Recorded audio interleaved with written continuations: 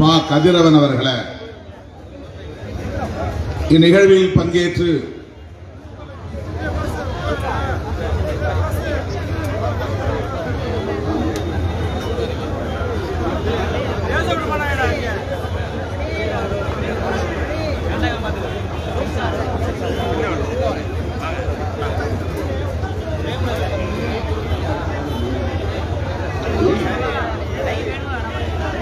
இந்த நிகழ்வில் பங்கேற்று நம்மிடையே உரையாற்றி விடைபெற்று சென்றிருக்கிற இந்திய கம்யூனிஸ்ட் கட்சியின் மாநில துணை செயலாளர் தோழர் மு. வீரபாண்டியன் அவர்களே, மார்க்சிஸ்ட் கம்யூனிஸ்ட் கட்சியின் சார்பில் எனக்கு முன்னர் இங்கே சுருக்கமாக பேசினாலும்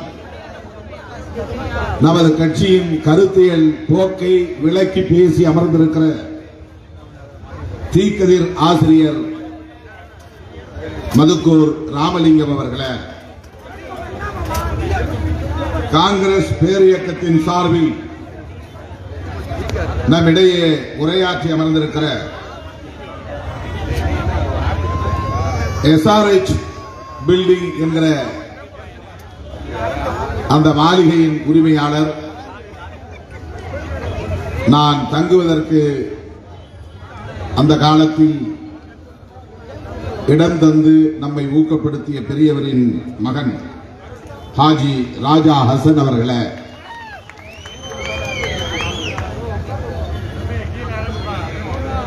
இந்நிகழ்வில் பங்கேற்று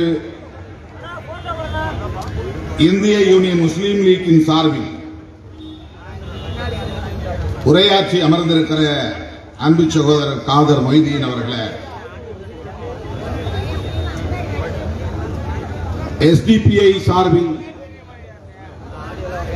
உணர்ச்சிகரமாக உரையாற்றி நிகழ்வுக்கு சிறப்பு சேர்த்திருக்கிற SDPI கட்சியின் மாநில தலைவர் அன்பு சகோதரர் நெல்லை முபாரக் அவர்களே, மக்கள் கண்காணிப்பகத்தின் நிறுவனர், தமிழகத்தின் மூத்த வழக்கறிஞர், மனித உரிமை செயற்பாட்டாளர், இந்த பொதுக்கூட்டம் நடப்பதற்கு நீதிமன்றத்திலே வாதாடி நமக்கு இந்த உரிமையை மீட்டு தந்த மூத்த வழக்கறிஞர் அண்ணன் ஹென்றி டிஃபேன் அவர்களே, இந்த இயக்கம் யாருக்கான இயக்கம், எத்தகைய இயக்கம் என்பதை ஒரு சாட்சியம் அளிக்கும் வகையிலே மிகச் சிறப்பான உரையை வழங்கி அமர்ந்திருக்கிற மதுரையைச் சார்ந்த எவிடன்ஸ் கதிர் அவர்களே,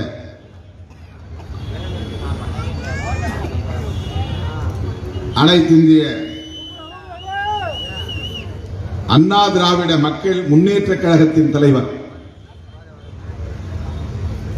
அன்பு சகோதரர், சமூக நீதி பார்வையாளர், மனிதநேய உணர்வாளர் பசும்பன் பாண்டியன் அவர்களே,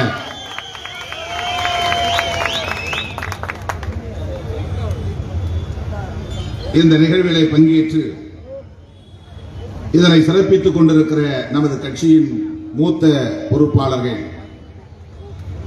தம்பி ஆற்றலரசு அவர்களே, ஏசி பாவரசு அவர்களே, மோ எல்லாளன் அவர்களே, வே கனியமுதன், கலைவேந்தன், வில்லவன் கோதை, உஞ்சை அரசன், பாலசிங்கம், நாவா சசி, சங்கத்தமிழர், கூக்கா பாவலன், ஆ போஸ், பா அகரன் ஆகிய தோழர்களே, மாநில பொறுப்பாளர்கள் சந்திரமோகன், தமிழேந்தி, திருக்குமரன், செயல்வீரன், முருகேசன், ஜீவானந்தம், செல்லப்பாண்டியன், புதூர் ஆசா அன்பழகன், இரா ஐயங்காலை, சமத்துவன், தும்பை ஆசிமுகம், சோலை ஆறுமுகம், ITI முத்தையா, கதிர்பாண்டியன், பெரியார் வேந்தன், முருகேசன், புலியம்மாள், சுடர்மொழி, மாலின், பூதக்குடி மணியரசு, வழக்கறிஞர் சரவணன், அழகுமலை, முத்துப்பாண்டி, பரந்தாமன், முத்தையா, சிறுத்தை ராஜா ஆகிய தோழர்களே, மாவட்ட நிர்வாகிகள் முத்தமிழ் பாண்டியன், இரா ஓடையன், நல்லத்தம்பி, சே அமுதன், போர்க்களத்தான், முத்துக்குமார் ஆகிய முன்னணி தோழர்களே, ஒன்றிய பொறுப்பாளர்களே, பேரூர் நிர்வாகிகளே, மண்டல நாடாளுமன்ற தொகுதி பொறுப்பாளர்கள் கலைவாணன் அவர்களே, மலைச்சாமி அவர்களே, இரா பாண்டியம்மாள் அவர்களே, தொகுதி செயலாளர்கள் கார்வண்ணன், சிந்தனை வளவன், ராமச்சந்திரன், ரேவதி கடம்பு, அழகுமணி, மணிமொழியன், வாடிப்பட்டி வளவன், உசிலை மணிவேந்தன் உள்ளிட்ட முன்னணி தோழர்களே, பல்வேறு துணைநிலை அமைப்புகளை சார்ந்த மாவட்ட அமைப்பாளர்களே, மாவட்ட துணை அமைப்பாளர்களே, போக்குவரத்து கழகத்தை சார்ந்த நிர்வாகிகளே மற்றும் மாநகர் மாவட்டம், தெற்கு மாவட்டம் ஆகிய மாவட்டங்களை சார்ந்த முன்னணி நிர்வாகிகளே, இந்த பகுதியில் கால் நூற்றாண்டு காலமாக நம்மோடு இருந்து பணியாற்றிக் கொண்டிருக்கிற முன்னணி பொறுப்பாளர்கள் அண்ணன் அருள்ராஜ் அவர்களே, சண்முகவேல் அவர்களே, பிரபாகரன், கர்ணன் என்கிற இரணியன், ஜேம்ஸ், அருள் ஜோசப், ரவிக்குமார், புதூர் கருப்பையா, சிறுத்தை முருகேசன், அன்பு சேகர், ராதாகிருஷ்ணன், முத்தையா, செல்வேந்திரன், மார்க்கெட் கண்ணன், சின்னப்பன் என்கிற பிரபாகரன், வியாகுல மேரி, மாணிக்கம், வைண்டிங் பாலா, ஜெகன், சாரதி, ரஞ்சித், தேவா, கேபிள் ரவி, மணியரசு, ராம்குமார், பிஆர்சி அம்பேத்கர் உள்ளிட்ட சலேஷ் துறை உள்ளிட்ட முன்னணி நிர்வாகிகளே மற்றும் கட்சியின் மூத்த பொறுப்பாளர்களே, முன்னணி தோழர்களே, கண்ணு கெட்டிய தூரம் வரை கடலென திரண்டிருக்கிற என் உயிரின் உயிரான விடுதலை சிறுத்தைகளே, உங்கள் அனைவருக்கும் என்னுடைய பணிவார்ந்த வணக்கத்தை தெரிவித்துக் கொள்கிறேன். பெயர்கள் விடுபட்டிருந்தால் பொறுத்தருள வேண்டுகிறேன். மழை பெய்வதற்கு முன்பு நான் உரையை நிறைவு செய்ய விரும்புகிறேன். மழை பெய்தாலும் அனைவரும் அப்படியே அமர்ந்து நின்று இந்த பொதுக்கூட்டத்தை சிறப்பிக்க வேண்டும் என்கிற வேண்டுகோளையும் நான் வைக்க கடமைப்பட்டிருக்கிறேன். 25 ஆண்டுகள் உருண்டோடி இருக்கின்றன. கால் நூற்றாண்டை கடந்து வந்திருக்கிறோம். காயங்களும் வடுக்களும் வலிகளும் இன்னும் ஆரியப்பாடில்லை, காணாமல் போய்விட்டது என்று சொல்லும் நிலை இல்லை. வலிகள் வலிகளாகவே இருக்கின்றன, வடுக்கள் வடுக்களாகவே இருக்கின்றன. ஆனாலும் நாம்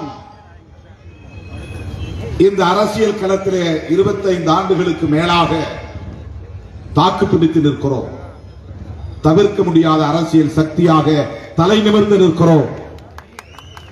தமிழகத்தில் ஒடுக்கப்பட்டவர்கள், புறக்கணிக்க முடியாதவர்கள், இந்த மண்ணின் மைந்தர்கள், இவர்களை எந்த சக்தியாலும் உதாசீனப்படுத்திவிட முடியாது என்கிற நிலையை இன்றைக்கு விடுதலை சிறுத்தைகள் சாதித்திருக்கிறது என்பதை நான் பெருமையோடு பதிவு செய்ய விரும்புகிறேன்.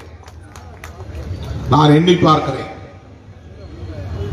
இதே மண்ணில், கோப்புதூர் மண்ணில், இந்த பேருந்து நிலைய வளாகத்தில் முதலாக இன்று எமது இயக்க கொடி, நாளை நமது தேசிய கொடி என்கிற முழக்கத்தோடு நான் முதல் கொடியை ஏற்றி வைத்தேன். இன்று எமது இயக்க கொடி, நாளை நமது நாட்டை ஆளும் தேசிய கொடி என்று நான் அந்த கொடியை அறிமுகப்படுத்துகிற போதே இந்த இடத்தில் முழங்கி இருக்கிறேன். அண்ணன் அருள்ராஜ் அவர்களின் தலைமையிலே கொடியேற்று விழா நிகழ்ச்சி நடந்தது. முதலாக ஏற்றப்பட்ட அந்த கொடி மதுரை மண்ணில், கோப்புதூர் மண்ணில், நாம் கூடியிருக்கிற இந்த இடத்தில் ஏற்றப்பட்ட இந்த கொடி இன்றைக்கு தமிழகம் முழுவதும் அனைத்து கிராமங்களிலும் பட்டொலி வீசி பறந்து கொண்டிருக்கிறது. தமிழ்நாட்டில் மட்டுமல்ல, ஆந்திர பிரதேசத்திலும் பறக்கிறது, கேரளாவிலும் பறக்கிறது, தெலுங்கானாவிலும் பறக்கிறது, கர்நாடகாவிலும் பறக்கிறது, மும்பையிலும் பறக்கிறது.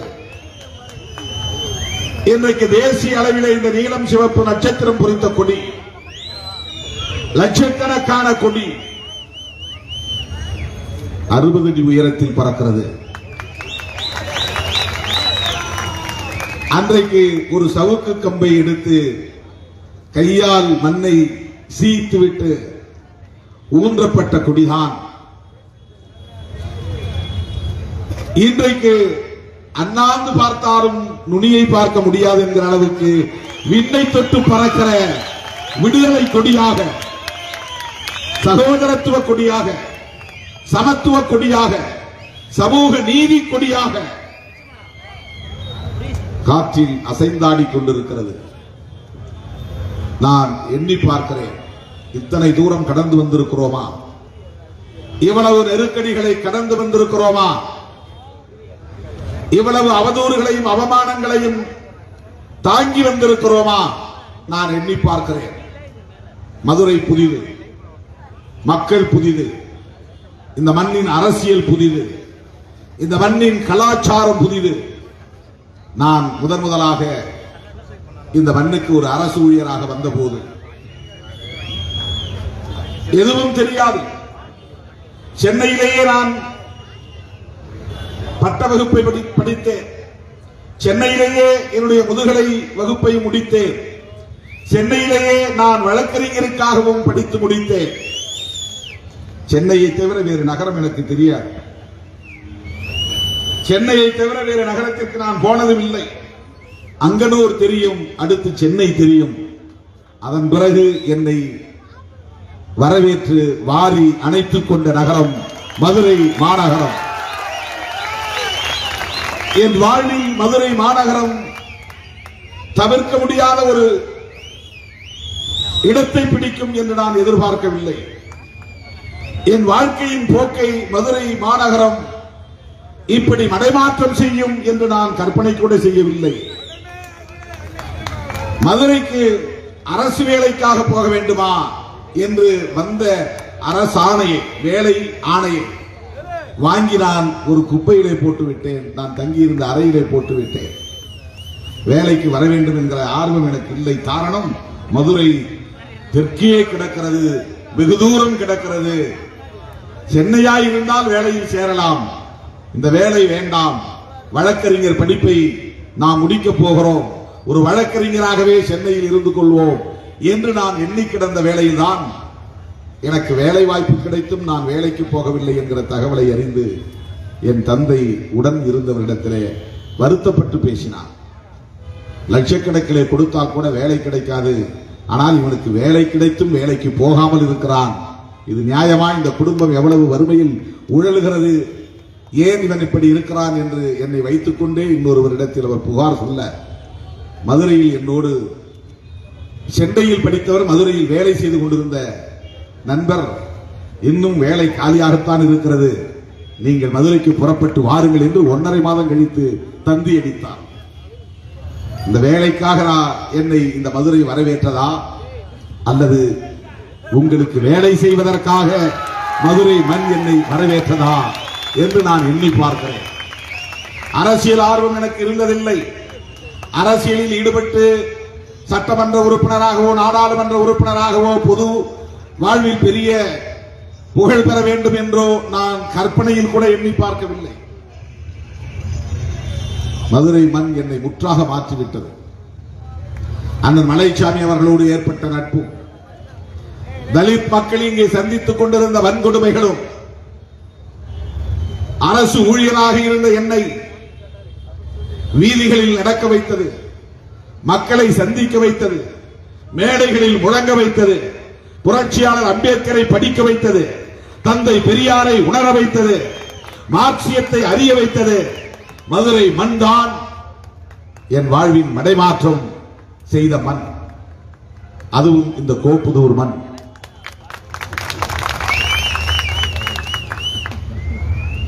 எனக்கு அதிகாரியாக இருந்தவர் ஒரு முறை சர்க்கியூட் ஹவுஸுக்கு போய் வர வேண்டும் என்று சொன்னபோது நான் சொன்னேன், நான் மதுரைக்கு புதுசு, எனக்கு சர்க்கியூட் ஹவுஸ் தெரியாது என்று சொன்னேன். ஒரு வருடத்திற்கு பிறகு ஒரு நாள் அந்த அதிகாரி ஆத்திரமாக என்னை அழைத்து அவர் மேடையிலே இருந்த டெலிபோன் அந்த பாக்ஸ் அப்படியே கழட்டி என் கையில் கொடுத்துட்டார். இந்த ஊர் உனக்கு புதுசுன்னு சொன்ன, உனக்கு எத்தனை பேர் தான் அண்ணன் இருக்கிறான், தம்பி இருக்கிறான், உனக்கு நான் என்ன டெலிபோன் ஆபரேட்டர் வேலை பார்க்கணுமா, வந்து உட்கார்ந்தா காலையில இருந்து சாயந்தரம் வரலாம் அண்ணன் இருக்கிறாரா அண்ணன் இருக்கிறாரா அண்ணன் இருக்கிறாரான்னு போன் வந்துகிட்டு இருக்கு. இந்த வேலை செய்யறதா நான் வந்தா நீ போய் உன் டேபிள் வச்சுக்கினாரு. ஊரே தெரியாதுங்க, சர்க்கியூட்டர்ஸ் தெரியாதுங்க. போன் பண்றவெல்லாம் அண்ணன் இருக்கிறாரான்னு கேட்கிறான். உனக்கு எத்தனை பேர் தம்பி? இப்படி என் வாழ்க்கை மாறியது. அருமை தோழர்களே, தலித் அரசியல் என்றால் என்னவென்று எனக்கு தெரியாது. சமூக நீதி என்றால் என்னவென்று எனக்கு தெரியாது.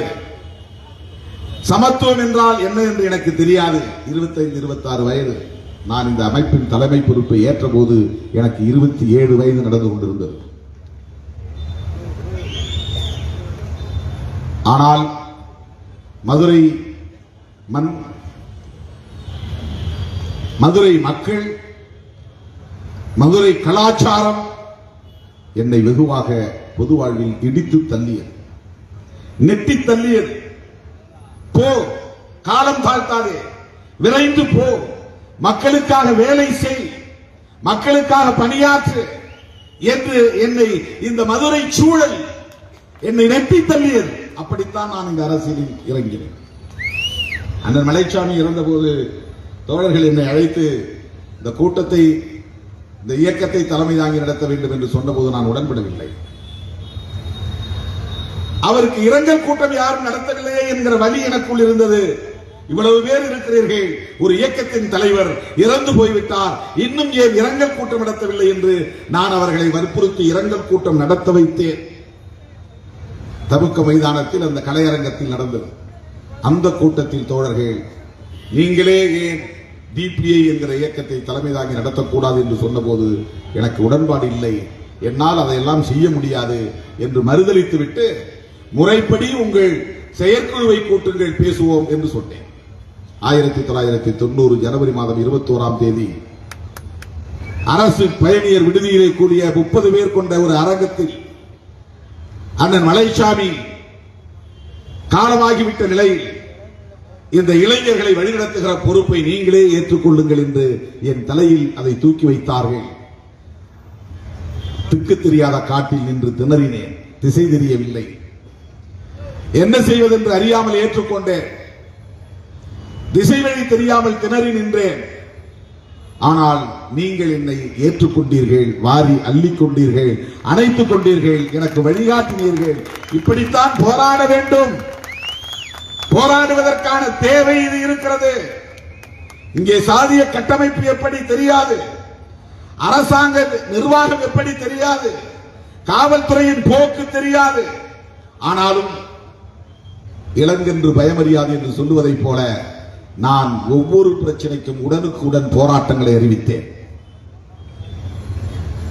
பேரணிகளை நடத்தினேன்.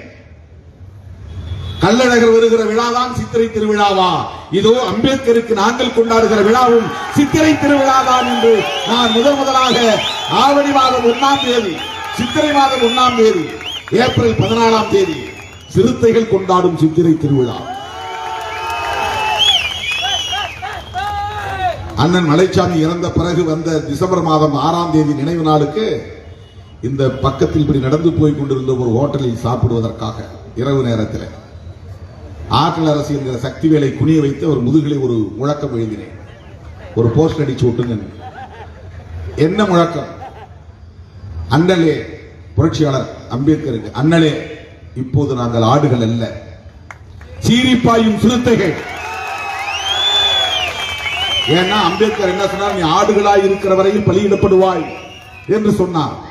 ஆகவே முதலில் அம்பேத்கருக்கு விடை சொல்லுவதை போல நான் எழுதிய முதல் முழக்கம், அண்ணலே இப்போது நாங்கள் ஆடுகள் அல்ல பலியிடப்படுவதற்கு, சீரிப்பாயும் சிறுத்தைகள் என்ற முழக்கத்தை முதலாக நான் எழுதினேன். அதை கலெக்டர் அலுவலகத்தில் கொண்டு போய் நானே என் கையால் ஒட்டினேன். பகலெல்லாம் போய் பார்ப்பேன், படித்து பார்ப்பேன். ஒட்டிய சுவரொட்டிய. அதன் பிறகு ஒவ்வொரு பிரச்சனைக்கும் ஒவ்வொரு முழக்கங்களை எழுதி தருவதை நான் வாடிக்கையாக கொண்டிருந்தேன். நம்முடைய தோழர்கள் என்னை தேடி வந்து பார்த்து, தென்னை மரம் ஏறுகிற தோழர்கள், பனை மரம் ஏறுகிற தோழர்கள், கட்டிட வேலை செய்யக்கூடிய தோழர்கள், கம்பி கட்டுகிற தோழர்கள், ஏதாவது முழக்கம் எழுதி கொடுங்கள், நான் அச்சடிக்கிறேன். அப்படி நான் எழுதி கொடுத்த முழக்கங்கள் பல. அதிலே ஒன்றுதான் அடங்க மறுப்போம், அத்து மீறுவோம், திமிரி எழுவோம், திருப்பி அடிப்போம் என்கிற விளக்கம். நாம் நடத்திய பேரணியில் காவல்துறை புகுந்து தாக்குதல் நடத்தியது, பந்தல்குடிக்குள்ளே நுழைந்தது, மீனாம்பாள்புரத்திற்குள்ளே நுழைந்தது. இப்படி நம்முடைய ரயில் மறியல் போராட்டத்தின் போது கடுமையான தாக்குதல் நடத்தி மண்டையை பிளந்து ரத்தத்தை கொட்ட வைத்த நிலையிலே காவல்துறைக்கு எதிராக நான் எழுதிய முழக்கம் அடங்க மறுப்போம், அத்தி மீறுவோம், திமிரி எழுவோம், திருப்பி அடிப்போம் என்கிற முழக்கம்.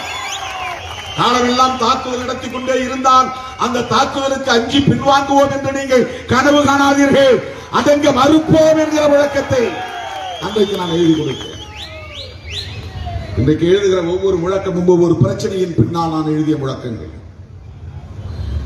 காவல்துறை காவலர்களை கண்டு அஞ்சுகிற இளைஞர்களை அஞ்ச வேண்டாம் என்கிற உணர்ச்சியை தூண்டினோம். நம்முடைய உரிமைகளுக்காக போராடுவோம். அப்பதான் என்ன சஸ்பெண்ட் பண்ணார். அரசாங்க ஊழியரா இருந்துட்டு மேடையில போய் இவர் பேசுறாரு. உன் பேர் என்னன்னா திருமாவளவன். அரசாங்கத்திலும் திருமாவளவன் தானே? என் பேரே திருமாவளவன் தான், எங்க அப்பா பேர் வச்ச பேர். ஏன்னா அந்த அரசு ஊழியர்கள்லாம் புனை பெயர்ல வருவாங்க வெளியில. அரசாங்கத்தில் ஒரு கையெழுத்து போட்டு சம்பளம் வாங்குற மாதிரி மேடையில் வந்து அந்த பேர்ல இயங்க மாட்டாங்க. நான் வந்து எதுக்காக மாறணும் எல்லாம் என்ன கேட்பான் விஜய் டிவில. நீ ஒரு அரசு ஊழியராக இருந்துகிட்டு நீ வந்து வெளியில மேடையில போய் பேசுறீங்களா, இது பொது அவங்களுடைய நடத்தை விதியை மீறுவதாக இருக்காதா அப்படின்னு நான் சொன்னேன். தலைமைச் செயலாளர்ல இருந்து அத்தனை அரசு அதிகாரிகளும் காந்தி நினைவு நாள்ல என்ன உறுதிமொழி எடுக்கிறாங்க? தீண்டாமை ஒழிப்போம் தான் உறுதிமொழி எடுக்கிறாங்க. அவங்க உறுதிமொழி எடுத்துட்டு தீண்டாமை ஒழிக்க போல, நான் உறுதிமொழி எடுத்துட்டு தீண்டாமை ஒழிக்க போறேன். ஐஏஎஸ் அதிகாரிகள் ஒப்புக்கு போலியா உறுதிமொழி எடுத்துட்டு வீட்டுக்குள்ளே உட்கார்ந்துக்கிறாங்க, ஆபீஸ்ல உட்கார்ந்துக்கிறாங்க. நானும் அரசு ஊழியர் தான். தீண்டாமையை ஒழிப்போம் என்று உறுதிமொழி எடுக்கிறார்கள். அரசு ஊழியராக இருக்கிற நானும் உறுதிமொழி எடுத்தேன். நான் கீழே போய் மக்கள்கிட்ட வேலை செய்வேன் தீண்டாமை ஒழிப்பதற்காக. உங்க மேல நடவடிக்கை எடுத்தால் அதுக்கு நான் பயப்பட மாட்டேன். அந்த சட்டத்தை திருத்த சொல்லி போராடுவதை தவிர அதற்காக நான் பெயரை மாற்றிக் கொள்ள மாட்டேன் அல்லது போராடாமல் இருக்க மாட்டேன்.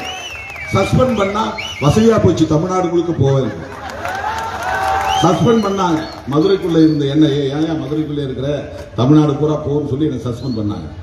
2.5 வருஷம். அப்பதான் நான் தமிழ்நாடு அப்ப அரசம்பளம் கையில காசு கொடுத்தான். கையில அரசம்பளம் காசு கொடுத்து வேலைக்கு வர வேண்டாம், வெளியே தமிழ்நாடு பூரா போன்னு சொல்லி அனுப்பி அந்த 2.5 ஆண்டுகளில் தான் தோழர்களே தமிழ்நாடு முழுவதும் நான் சுற்றுப்பயணம் செய்து பாண்டிச்சேரிக்கு போனேன், கன்னியாகுமரிக்கு போனேன், கோயம்புத்தூருக்கு போனேன். இப்படி தமிழ்நாடு முழுவதும் சுற்றி வந்து இயக்கம் கட்டுவதற்கு அந்த 2.5 ஆண்டு காலம் பயன்பட்டது.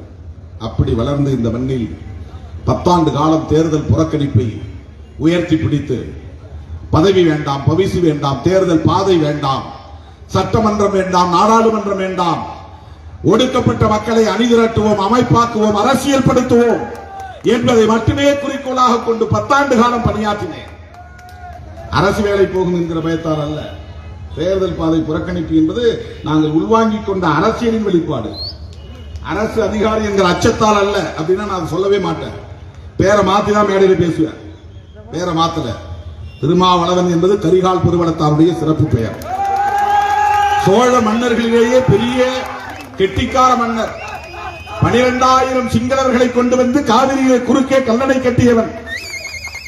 அந்த கரிகால் பெருவளத்தான் பெயரை எனக்கு என் தந்தை திருமாவளவன் என்று சூட்டி இருக்கிற போது அந்த பெயரை நான் ஏன் மாத்தணும்? குடிக்கிறது கஞ்சியா இருந்தாலும் பேரு மாவண்ணனா இருக்கும். கரிகால் பெருவளத்தான் பெயர். அந்த பெயரை நான் மாற்றிக்கொள்ள விரும்பவில்லை. அப்படி இந்த களத்திலே பல்வேறு விதமான அடக்குமுறைகள், ஒடுக்குமுறைகள், எவ்வளவோ வழக்கு என் பேர். என்ன சஸ்பெண்ட் பண்றதுக்காக இங்க இருக்கிற டிஎஸ்பி தூக்கிட்டு வந்ததெல்லாம் உங்களுக்கு தெரியும். அண்ணன் தான், அருள்ராஜ் அண்ணன் தான் ஒரு சைக்கிள் ரிக்ஷாவில் போகணும்னு அனுப்பிச்சு விட்டாரு. கோரிப்பாளையம் கூட்டம் முடிச்சுட்டு வரும்போது திடீர்னு சினிமாவோட வர்ற மாதிரி யூனிஃபார்ம் இல்லாத போலீஸ் வந்து என்ன மடக்கி, தப்பா எடுத்துக்கூடாது, பாண்டியன் ஹோட்டல் பக்கத்தில் போய் யூரின் போறதுக்கு போனேன். மேடையில் 3 மணி நேரம் 4 மணி நேரம் உட்காந்துட்டோம். போயிட்டு இறங்கணும். சந்திரபோஸ் வந்தார். என்ன அந்த வேலையை கூட செய்ய விடாம பிடிச்சிட்டு விட்டாங்க வண்டியில. உட்கார்ந்த உடனே நான் தூங்க ஆரம்பிச்சிட்டேன். அரைகுறையா தூங்கும் போதே போலீஸ் சொல்றாங்க, எனக்கு என்ன திமிரு பாருங்க, போலீஸ் வண்டியில் உட்கார்ந்து தூங்குறான் அப்படின்னு கொண்டு போய் பள்ளத்தூர்ல போட்டாங்க. அந்த கதை இப்ப நான் பேச விரும்பவில்லை. ஆனால் அதுதான் இந்த மதுரை மண்ணும் இந்த மதுரை மக்களும் திருமாவளவன் எங்கே என்று நடத்திய போராட்டம் தான் ஊடக வெளிச்சத்தில் விடுதலை சிறுத்தைகள் என்கிற அமைப்பை அறிமுகப்படுத்தியது திருமாவளவனை அறிமுகப்படுத்தியது. யார் அவன் திருமாவளவன்? பேட்டி எடுக்க வந்தாங்க. நான் பேட்டிலாம் கொடுக்க முடியாது. பத்திரிகையே போட்டாங்க. மாலை மலர்ல யார் அந்த திருமாவளவன்? திருமாவளவன் எங்கே? அதான் கேள்வி. மாலை மலர்ல ஸ்டால் போஸ்டர்ல கல்லாகுளம் பெண்களும், கோப்புதூர், பந்தல்குடி, கரும்பாலை எஸ்எம்பி காலனியை சார்ந்த இளைஞர்கள் மக்களும் திடீரென்று கலெக்டர் அலுவலகத்தை முற்றுகையிட்டு திருமாவளவனை தூக்கிட்டு போனது யார்? சாதி வெறியர்களா, காவல்துறையினரா?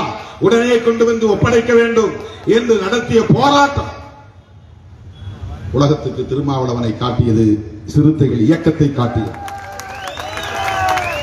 அதன் பிறகு நாம் தேர்தல் அரசியலுக்கு போனோம். மூப்பனார் அழைத்தார், கலைஞர் அழைத்தார், ஜெயலலிதா அம்மையார் அழைத்தார். தமிழ்நாட்டு அரசியலிலேயே வாக்கு வங்கியை நிறுவி காட்டாமல் 2 அணிகளில், பெரிய அணிகளில், ஆளுங்கட்சி கூட்டணிகளில் இடம்பெற்ற ஒரே கட்சி விடுதலை சிறுத்தைகள் கட்சிதான். நீ ஏன் திமுக கூட்டணியில் இருக்கிற, அண்ணா திமுக கூட்டணியில் இருக்கு சில பேர் கேட்பான்.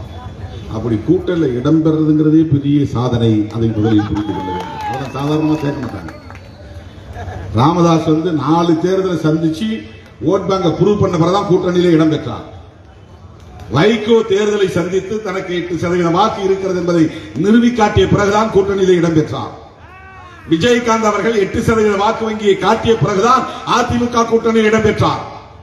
அப்படி தனித்து தேர்தலில் போட்டியிடாமல் இவ்வளவு வாக்கு வங்கி எங்களிடம் இருக்கிறது என்று காட்டாமல் தொடர்ந்து திமுகவிலும் அதிமுகவிலும் ஒரு கட்சி இடம்பெற்றது என்றால் அந்த பெருமைக்குரிய கட்சி விடுதலை சிறுத்தைகள் கட்சி மட்டும்தான். இன்றைக்கும் வாக்கு வங்கியை நிறுவி காட்டாமலேயே 4 சட்டமன்ற உறுப்பினர்களையும் 2 நாடாளுமன்ற உறுப்பினர்களையும் பெற்றிருக்கிற கட்சி விடுதலை சிறுத்தைகள் கட்சிதான். விடுதலை சிறுத்தைகளை தவிர்த்துவிட்டு தமிழக அரசியலில் காய் நகர்த்த முடியாது என்கிற நிலையை இன்றைக்கு நாம் ஏற்படுத்தி இருக்கிறோம். ஓட் பேங்க ப்ரூவ் பண்ணவே இல்லை. இதெல்லாம் சாதாரணமான அரசியல் கிடையாது. அதை விட இன்னொரு தகவலையும் சொல்லுகிறேன். தமிழ்நாட்டு அரசியல் கட்சிகளிலேயே உறுப்பினர் அட்டை வழங்காமலேயே உறுப்பினர்களை கொண்டிருக்கிற இயக்கம் விடுதலை சிறுத்தைகள் கட்சி. என்கிட்ட எல்லாம் கேட்பாங்க, ஊர்ல இருக்கிற அத்தனை பேர் நம்ம கட்சி யாருக்கும் கொடுக்காத, உறுப்பினர் அட்டை கொடுத்தா நீ 10 பேர் கொடுப்பாங்க, 90 பேர் நம்மால் இல்லைங்கிற மாதிரி ஆகும். அவன் அதிமுக கார்டு வச்சிருந்தாலும் சிறுத்தைதான், அவன் திமுக கார்டு வச்சிருந்தாலும் சிறுத்தைதான், அவன் காங்கிரஸ் அட்டை வைத்திருந்தாலும் சிறுத்தைதான், அவன் கம்யூனிஸ்ட் அட்டை வைத்திருந்தாலும் சிறுத்தைதான். அதுக்கு என்ன விளக்கம் சொல்றேன்னா, இவன் வீடு கொடுத்தும் போது இவங்க யாரும் வரமாட்டாங்க, நான் தான் போவேன்.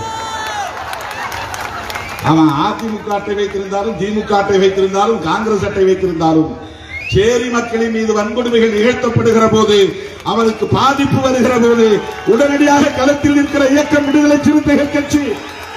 போராட்டம் நடத்துகிறவன் திருமாவளவன். அப்படி இந்த இயக்கம் வளர்ந்து இன்றைக்கு தவிர்க்க முடியாத ஒரு அரசியல் சக்தியாக இருக்கிறது தோழர்களே. அதிலே என்னை நிலைகுலைய வைத்த சம்பவம் 2 சம்பவம். ஒன்று சென்னகரம்பட்டி அம்மாசிவேலு படுகொலை, இன்னொன்று மேலவளவு படுகொலை. சொல்ல போனால் வேறு யாராவது இதை எதிர்கொண்டிருந்தால் அஞ்சி பின்வாங்கி ஓடி இருக்க வேண்டும், அல்லது மூளை பிசகி பைத்தியமாகி இருக்க வேண்டும். அவ்வளவு பெரிய கொடூரம். துணை இல்லை, காவல்துறை ஆதரவாக இல்லை, ஊடகம் ஆதரவாக இல்லை, அரசியல் கட்சிகள் ஆதரவாக இல்லை, சாதி அமைப்புகள் எதிராக பார்க்கின்றன. எந்த துணையும் இல்லாமல், பின்புலமும் இல்லாமல் என்னை நம்பி என்னோடு அணிதிரண்ட என் உயிரின் உயிரான விடுதலை சிறுத்தைகளை மட்டுமே நான் துணையாக கருதி களத்தில் இறங்கினேன். எனக்கு ஒரு எஸ்பியை தெரியாது, டிஎஸ்பியை தெரியாது, இன்ஸ்பெக்டர் தெரியாது, ஒரு டிஐஜியை தெரியாது, ஐஜியை தெரியாது. யாரோடும் தொடர்பு கொள்வதற்கு எந்த தொடர்பும் இல்லாத காலம். அவர்கள் மீது எனக்கு எந்த நம்பிக்கையும் கிடையாது. ஒரு மூர்க்கத்தனமான ஒரு நம்பிக்கை, அசட்டுத்தனமான ஒரு துணிச்சல். உடனுக்குடன் பேரணி, உடனுக்குடன் ஆர்ப்பாட்டம், உடனுக்குடன் போராட்டங்கள். மேலவளவு படுகொலையும் சென்னகரம்பட்டி அம்மாசிவேலு படுகொலையும் கொடூரமானது. அதே போல கருவனூரை தீ வைத்த கொடுமை, அதே போல அம்பேத்கர் சிலையை உடைத்த போது பந்தல்குடியையும் மீனாம்பாள்புரத்தையும் சூறையாடிய கொடுமை, மேலவாசலிலே துப்பாக்கி சூடு நடத்தப்பட்ட கொடுமை, இவையெல்லாம் அப்போது நாம் எதிர்கொண்ட வன்கொடுமைகள். எந்த ஆதரவும் இல்லாத காலம் அது. தலைவர்களை சந்திப்பதற்கு கூட வாய்ப்பில்லாத காலம். கம்யூனிஸ்டுகள் கூட அப்போது நமக்கு நெருக்கமாக இல்லாத காலம். அப்படிப்பட்ட நிலையில் உங்களின் துணையோடு தான், உங்களின் வாழ்த்துக்களோடு தான் இந்த களத்தில் திருமாவளவன் ஒவ்வொரு அங்குலமாக முன்னேறி போனான். கடுமையான விமர்சனங்கள், அவதூறுகள், அதையெல்லாம் கடந்து இன்றைக்கு தமிழகத்தில் தவிர்க்க முடியாத ஒரு சக்தியாக நாம் நிற்கிறோம் தோழர்களே. மேலவளவு படுகொலை என்பது அரசியல் அறியாமையால் நிகழ்ந்தது என்பதை நான் என்னுடைய ட்விட்டர் பக்கத்திலே பதிவு செய்திருந்தேன். அதை தோழர்கள் எடுத்து இந்த துண்டறிக்கையிலே போட்டிருக்கிறார்கள். அதைத்தான் எவிடன்ஸ் கதிர் அவர்களும் நெல்லை முபாரக் அவர்களும் தொட்டு பேசினார்கள். யாருக்காகவும் அஞ்சி அல்ல. அதுதான் அரசியல் உண்மையும் கூட. தலித்துகளுக்கென்று ஒதுக்கப்பட்ட தொகுதியில் வேறு யாரும் போட்டியிட முடியாது. போராட்டம் நடத்தினாலும் அதை பின்வாங்க வாய்ப்பில்லை. அடுத்த தொகுதி வரையறை வருகிற வரையில் அதை மாற்றவே முடியாது என்று சொல்லுவதற்கு அந்த சமூகத்தில் ஆள் இல்லை, தலைவர் இல்லை. நாம சில நேரங்களில் மூர்க்கமா முட்டாள்தனமா நம்ம கோரிக்கைகளை வைப்போம். ரொம்ப கடுமையா எந்த சிஸ்டத்தையும் தெரிஞ்சுக்காம சட்டப்பூர்வமா என்ன நடக்கும், ஏன் போலீஸ் நமக்கு இங்க அனுமதி தரல, அதுல என்ன சட்ட சிக்கல் இருக்கிறது, இதற்கெல்லாம் நமக்கு ஒரு புரிதல் தேவை, அரசியல் புரிதல் தேவை. நம்ம மோடுமுட்டித்தனம் மதுரையில் சொல்லுவோம்.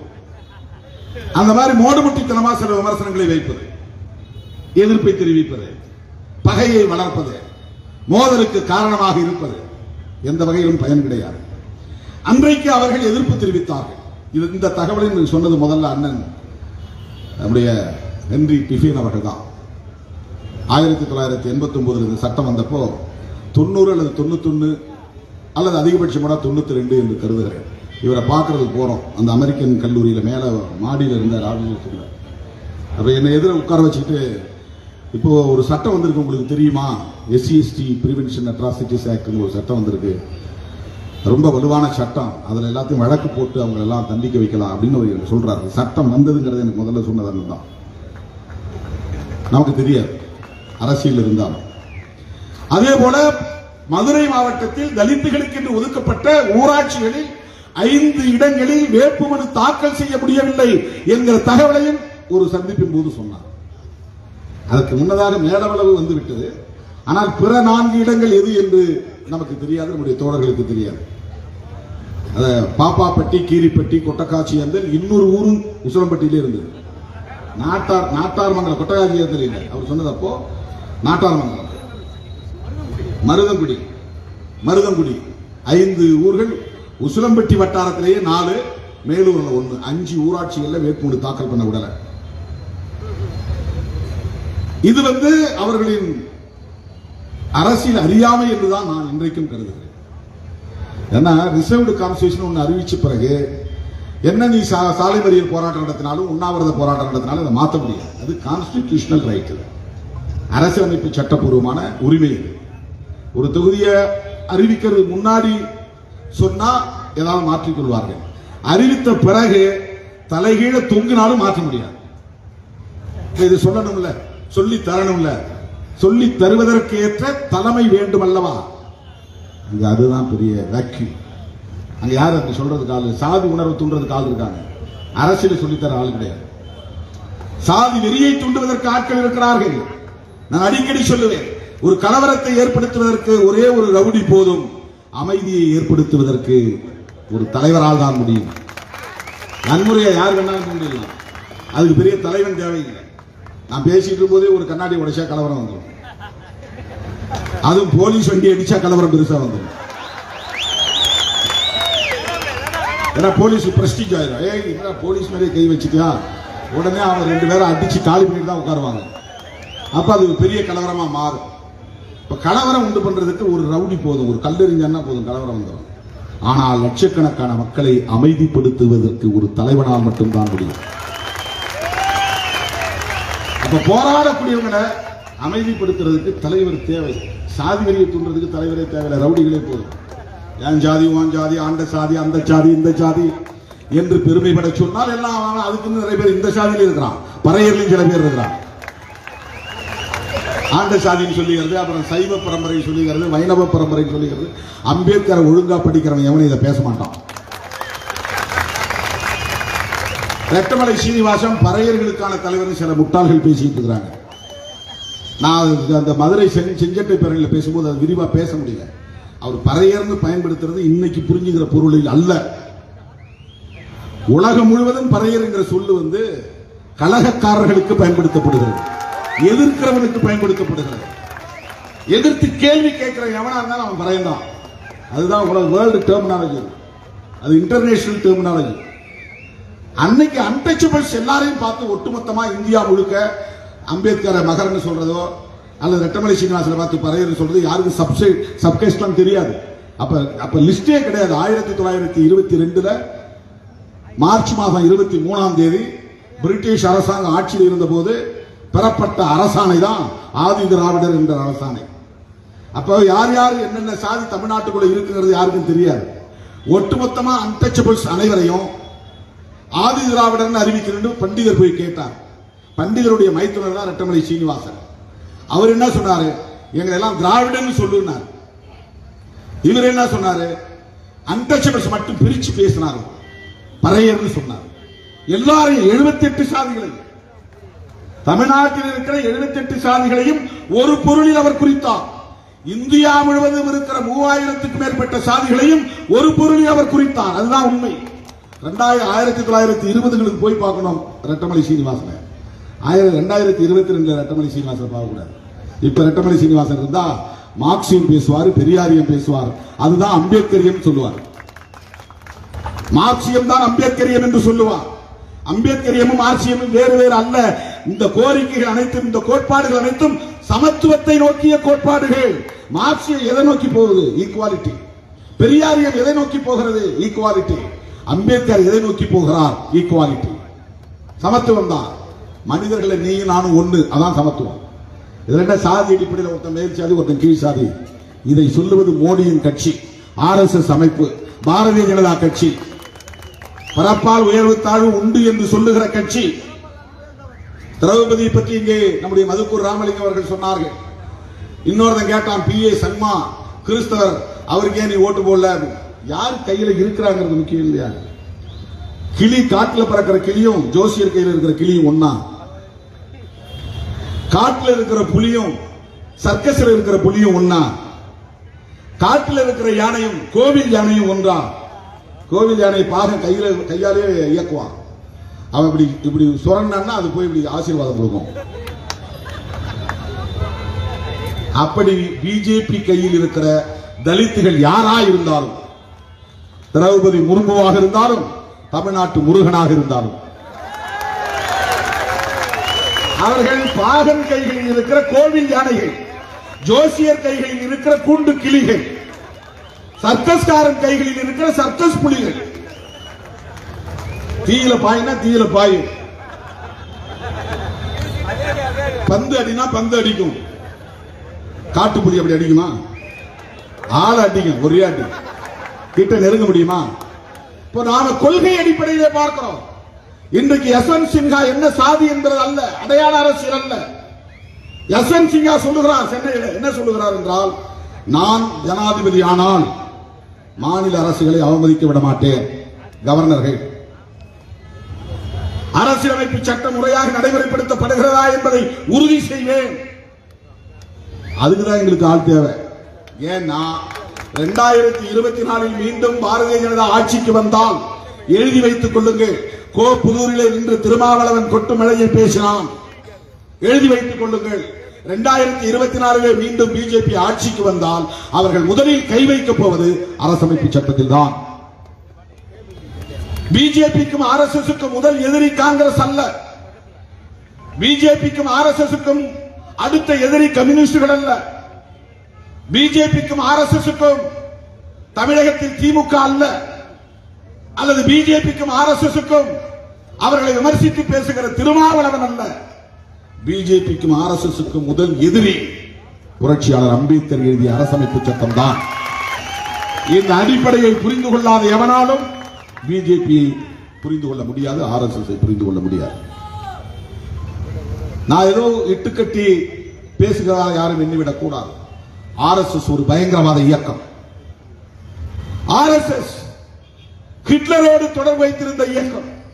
ஆர்எஸ்எஸ் உடைய தலைவர்கள் ஜெர்மனிக்கு போய் ஹிட்லரை சந்தித்தவர்கள், ஆர்எஸ்எஸ் இயக்கத்தை தோற்றுவித்தவர்கள்.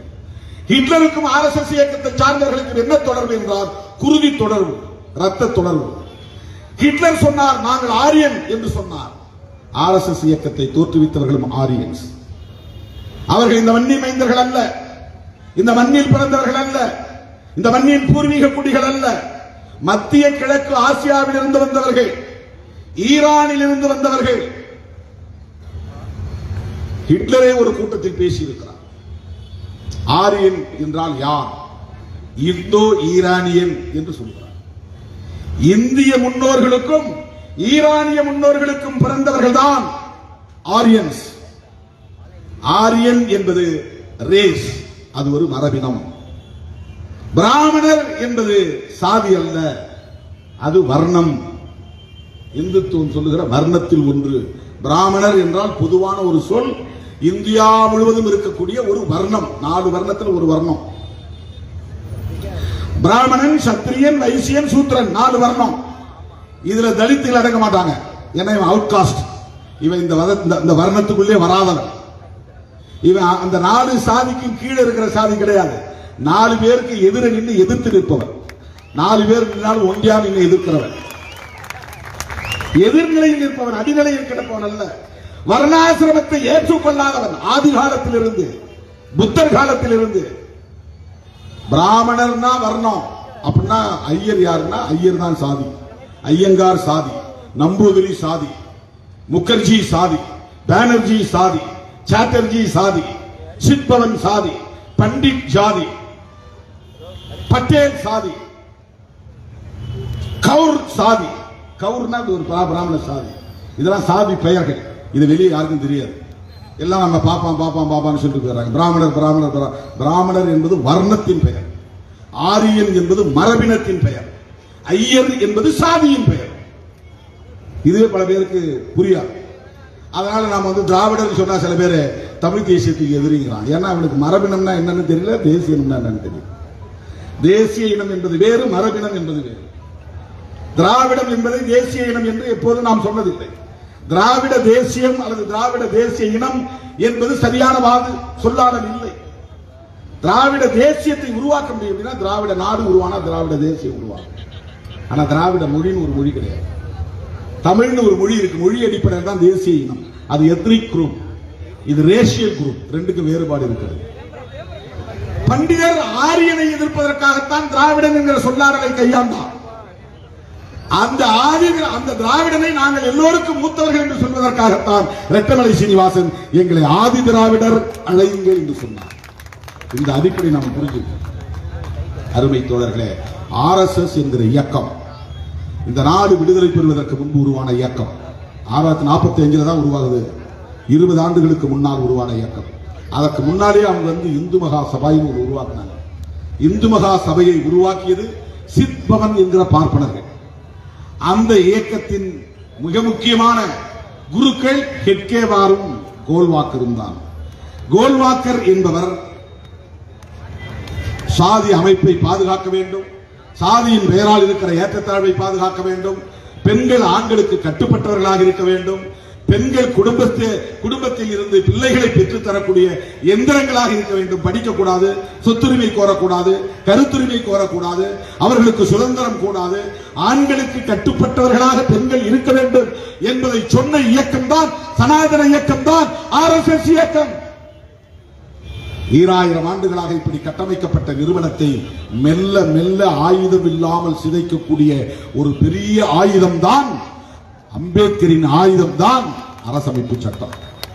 அந்த அரசமைப்பு சட்டம் இருக்கிறதுனால தான் சமூக நீதி, அரசமைப்பு சட்டம் இருப்பதனால் தான் இடஒதுக்கீடு, அரசமைப்பு சட்டம் இருப்பதனால் தான் பெண்கள் படிக்கிறார்கள், அரசமைப்பு சட்டம் இருப்பதனால் தான் எஸ்சி எஸ்டிக்கு இடஒதுக்கீடு, அரசமைப்பு சட்டம் இருப்பதனால் தான் ஓபிசிக்கு இடஒதுக்கீடு, அரசமைப்பு சட்டம் இருப்பதனால் தான் எம்பவர்மெண்ட் ஆஃப் மார்ஜினலைஸ்டு செக்ஷன்ஸ்.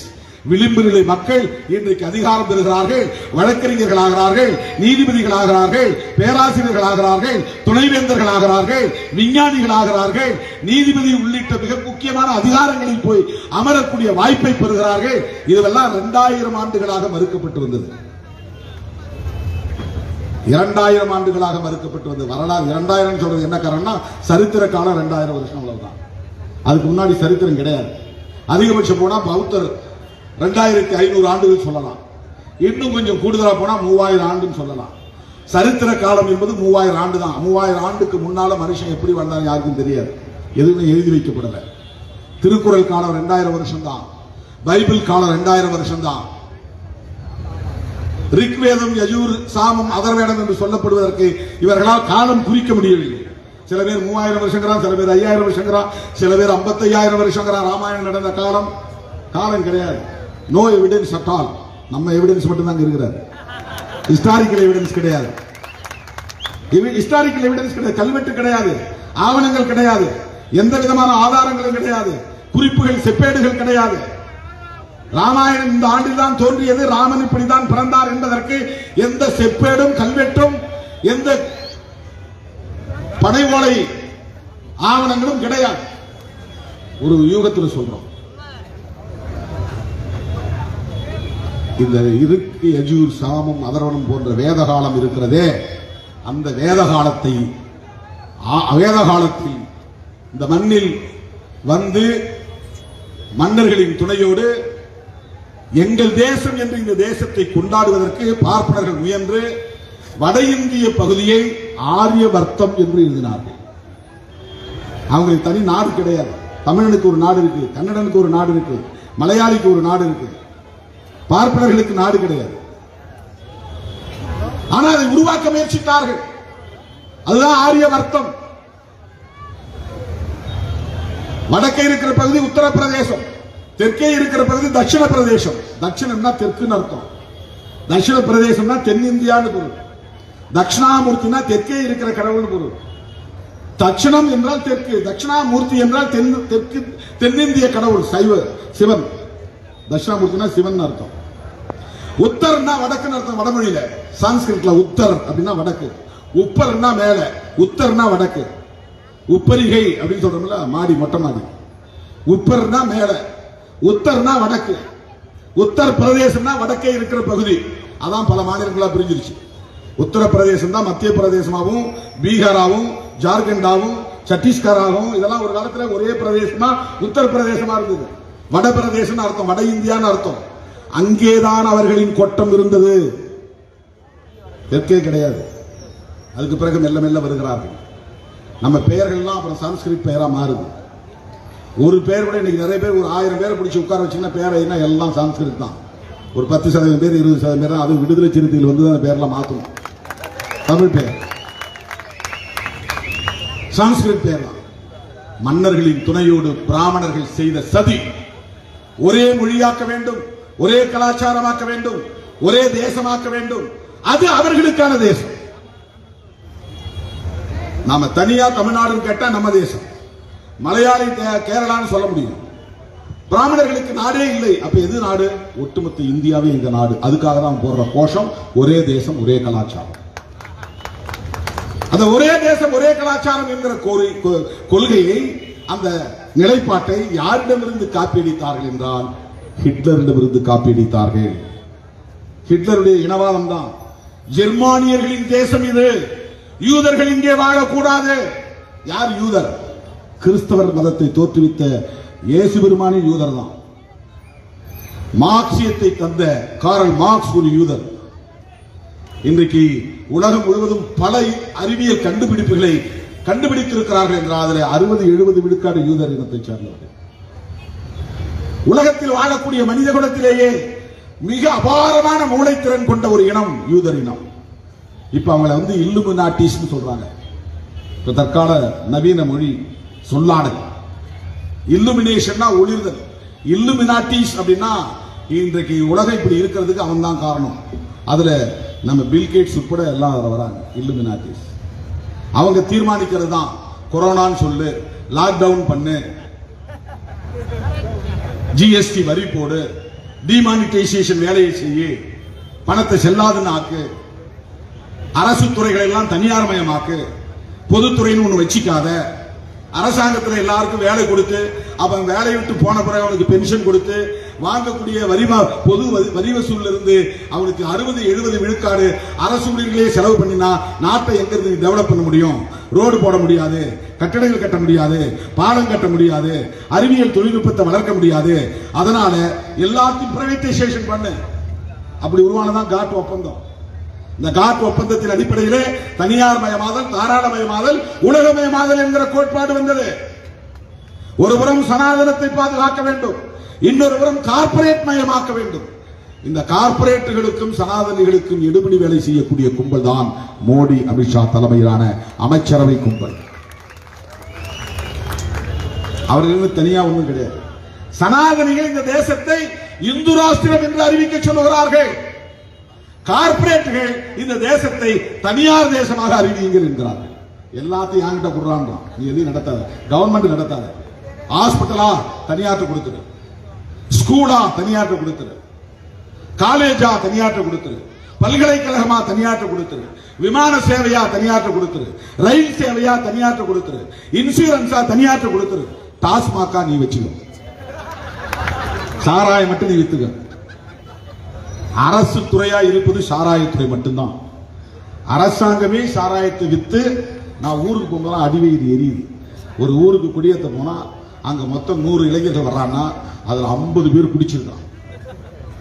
அந்த 50 பேர் என்ன அப்படியே கரும்புல ஆலையில கரும்பு போட்டு கசக்கிற மாதிரி கசக்கி தூக்கி எறிஞ்சிடறாங்க. அந்த 50 பேருடைய வாழ்க்கை பாழாவதற்கு டாஸ்மாக் தான் காரணம். இது தமிழ்நாட்டில் மட்டுமில்லை, இந்தியா முழுவதும் இருக்கிறது, எல்லா மாநிலங்களிலும் இருக்கிறது. உழைக்கிற மக்கள் பாழாகிறார்கள். சேரி மக்கள் மட்டுமல்ல, முக்களத்து சமூகத்திலும் சரி, அல்லது வேறு எந்த சமூகமாக இருந்தாலும் சரி, உழைக்கிறவங்க குடிக்கிறான். அதுக்கப்புறம் அவனுக்கு அரசியல் எங்க தெரிய போகுது? சாதி மட்டும்தான் தெரியும் சொன்னா நம்மால்றான்னு சண்டை போடுவான். வேற எதுவும் அவனுக்கு திருமாவளவன் என்ன பேசினா அது என்ன தெரியல. அவன் அந்த சாதி, அவங்க இருக்கு, எனக்கு சம்பந்தம் இல்லை, இதை மட்டும் தெரிஞ்சு வச்சிருப்பான். அவன் பேசுற தமிழ் தேசியம் தெரியாது, அவன் பேசுற RSS பிரச்சனைகள் தெரியாது. ஏன்னா அது உள்வாங்க முடியாது. அவனுக்கு மூளையை வந்து சிந்திக்க விட்டாதானே டாஸ்மாக் சிந்திக்காது. 24 மணி நேரம் அதே நிலையில் இருக்கு. கார்ப்பரேட்டுகளின் செல்ல பிள்ளைகள் தான் மோடி, அமித்ஷா கும்பல். சனாதனிகளின் எடுபிடிகள் தான் மோடி, அமித்ஷா கும்பல். சனாதனிகள் யார்? அவர்கள் தான் ஆரியர்கள். ஆரியர்கள் யார்? அவர்கள் தான் பார்ப்பனர்கள். அவர்கள் நடத்துகிற இயக்கம் எது? அதுதான் RSS. அவர்களின் நோக்கம் என்ன? இந்த இந்திய தேசத்தின் பெயரை மாற்ற வேண்டும். ஏன் மாற்ற வேண்டும்? இலங்கை பௌத்த நாடாக இருக்கிறது, சீனா பௌத்த நாடாக இருக்கிறது, பாகிஸ்தான் முஸ்லீம் நாடாக இருக்கிறது, மியான்மர் பௌத்த நாடாக இருக்கிறது, மலேசியா முஸ்லீம் நாடாக இருக்கிறது, துபாய் முஸ்லீம் நாடாக இருக்கிறது. ஏன் எங்க நாடு இந்து நாடாக இருக்கக்கூடாது? Logic correct. இவனுக்கு தெரிஞ்சது அம்பேத்கருக்கு தெரியாதா? இவனுக்கு தெரிஞ்சது பண்டிட் ஜவஹர்லால் நேருவுக்கு தெரியாதா? இவனுக்கு தெரிந்த அரசியல் அன்றைக்கு இருந்த ஜாம்பவான்களுக்கு தெரியாதா? ஒரே ஒரு நபராக இருந்து புரட்சியாளர் அம்பேத்கர் எவ்வளவு பெரிய கருத்தியல் போராட்டத்தை நடத்தியிருக்கிறார். இந்த இடத்துல நம்ம நன்றி உணர்வோடு ஒன்றை சொல்ல வேண்டும் தோழர்களே. அதிதீவிர இந்துத்துவ சிந்தனையாளராக இருந்தாலும் காந்தியடிகள் இந்த தேசத்தை மதசார்பற்ற தேசமாகத்தான் இருக்க வேண்டும், மதசார்புள்ள நாடாக இருக்கக்கூடாது என்பதில் உறுதியாக இருந்தார். அவர் சாதியை ஆதரித்தார், தீண்டாமையை எதிர்த்தார். அவர் இந்துத்துவத்தை ஆதரித்தார். அவர் கடவுளை நம்பினார். முற்பிறவியின் பயன்தான் இப்பிறவியில் தீண்டாதவர்களாக இருக்கிறார்கள் என்று நம்பினார். அம்பேத்கர் சாதியை ஒழிக்க வேண்டும் என்றார், காந்தி தீண்டாமையை ஒழிக்க வேண்டும் என்றார். சாதி இருந்தால் தீண்டாமை இருக்கும். இதுதான் அம்பேத்கருக்கு காந்திக்கு இருந்த முரண்பாடு, மோதல். அப்படிப்பட்ட காந்தியை ஏன் சுட்டுக் கொன்றார்கள்? அவர் அதிதீவிர இந்துத்துவவாதி, சனாதனத்தின் மீது நம்பிக்கை உள்ளவர், சாதி அமைப்பின் மீது நம்பிக்கை உள்ளவர், பிறப்பின் அடிப்படையில் உயர்வு தாழ்வு உண்டு என்பது ஆண்டவன் கட்டளை, தீண்டாமை மட்டும் கூடாது. அப்படி சொன்ன, பிரச்சாரம் செய்த, மூச்சுக்கு 300 முறை ஹரே ராம் ஹரே ராம் ஹரே ராம் என்று சொன்ன, உண்மையிலேயே நாத்துராம் கோட்சேயை சுட்டுக் கொன்ற போது அவர் தரையில் சரிந்து விடும் போது கூட ஹரே ராம் என்று சொல்லிக் கொண்டேதான் சரிந்து விழுந்தார். அப்படிப்பட்ட ராம பக்தரான காந்தியடிகளை ஏன் சுட்டுக் கொன்றார்கள்? தயவு கூர்ந்து இதை ஆழமாக சிந்தித்து பார்க்க வேண்டும். யார் சுட்டுக் கொன்றது? நக்சல்பாரிகளா, மாவோயிஸ்டுகளா, மார்க்சிஸ்ட் லெனினிஸ்ட் என்ற அமைப்பை சார்ந்தவர்களா, தெலுங்கானா காடுகளிலே பதுங்கி கிடக்கிற தீவிர கம்யூனிஸ்டுகளா? காந்தியடிகளை சுட்டுக் கொண்டது யார்?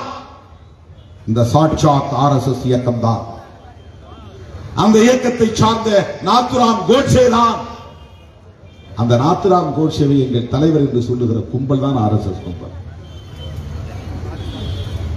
இஸ்லாமிய சமூகம் ஒரு தலைவருக்கு நன்றி சொல்ல வேண்டுமானால் அது காந்தியடிகளுக்கு தான்.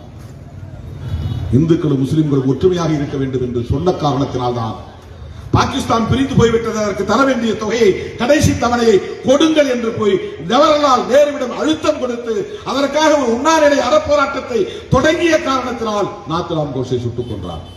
அது RSS கட்டளை, கோட்சேவின் எண்ணம் அல்ல. நூபுர் சர்மா பேசியது சர்மாவின் கோபம் அல்ல, RSS அரசியல். நவீன் ஜிண்டால் பேசியது அவருடைய தனிப்பட்ட கருத்து அல்ல, அது RSS விளைச்சல். மிகவும் பயங்கரவாத இயக்கம், மிக மோசமான கொடிய பயங்கரவாத இயக்கம். வெறுப்பு அரசியலை விதைக்கிறது, முஸ்லிம்களை சீண்டுகிறது, வம்புக்கு இழுக்கிறது, வீதிக்கு வா என்கிறது. ஏன்னா முஸ்லீம் வந்துட்டான் பாரு, நீ ஏன்டா வந்து வெளியே வரல அப்படின்னு சொல்றதுக்காக. முஸ்லீம் வந்தா இந்து தானா வெளியே வருவான். இந்துக்களை இந்துக்கள் என்று சொல்லி அழைக்கவில்லை.